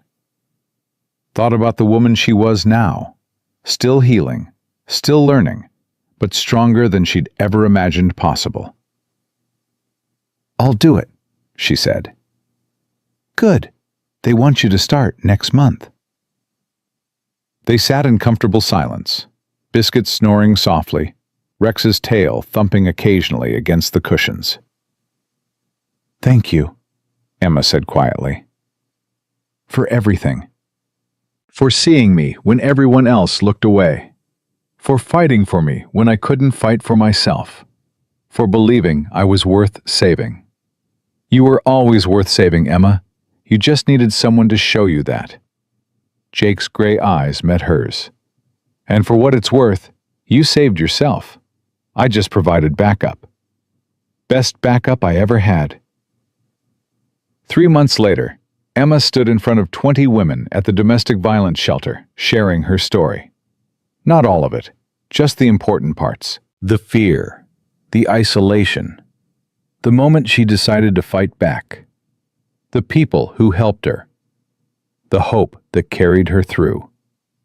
"I'm not going to tell you it's easy," she said. "It's not. Some days you'll want to give up. Some days you'll think it's not worth it. Some days you'll wonder if you're strong enough." She paused, looked at each face. "But you are. You're stronger than you know. And you don't have to do this alone. There are people who will help, resources that exist, laws that protect you, and a community of survivors who understand exactly what you're going through." A young woman in the back raised her hand. "What if he comes back? What if the legal system fails?" "Then you document it, report it, call the police, call your lawyer, call me.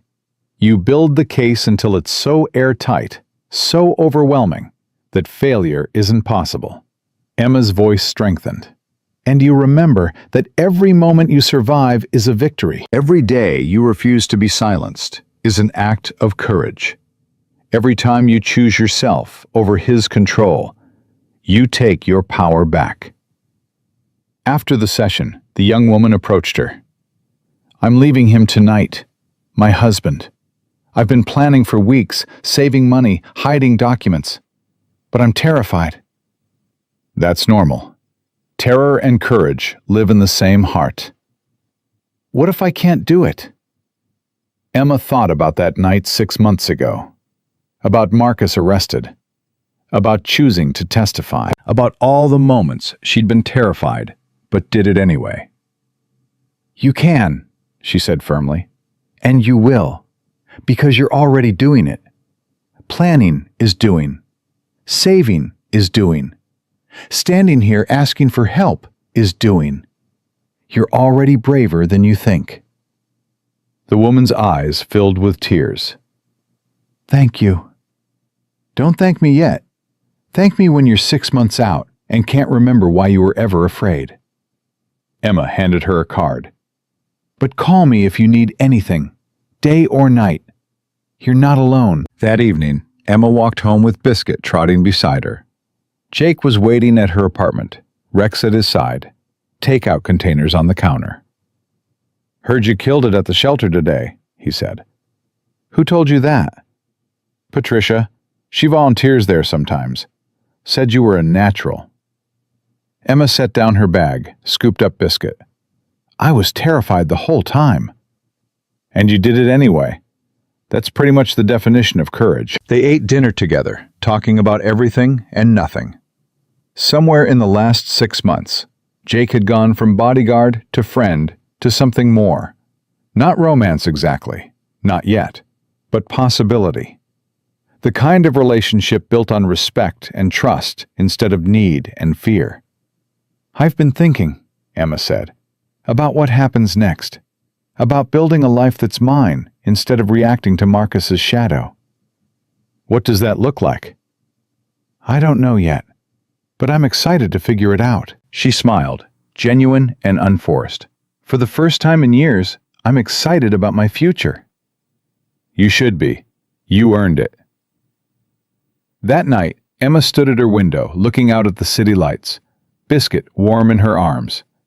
Somewhere out there were other women living in fear, other victims believing they had no options, other survivors finding the courage to fight back.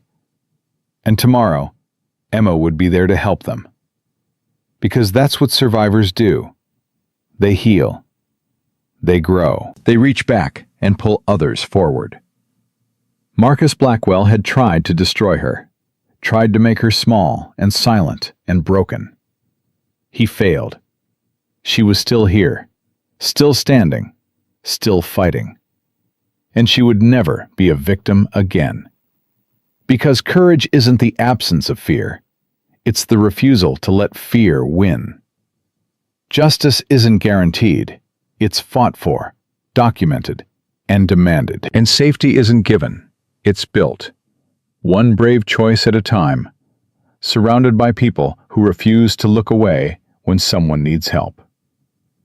Emma Cole had learned all of this the hard way. But she'd learned it completely, and now she would spend the rest of her life making sure other women learned it too. before it was too late.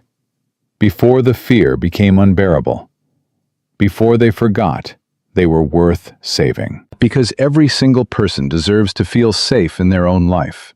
And sometimes all it takes is one person brave enough to stand up and say, "You're not alone. I see you. And together, we're going to fight back until you're free."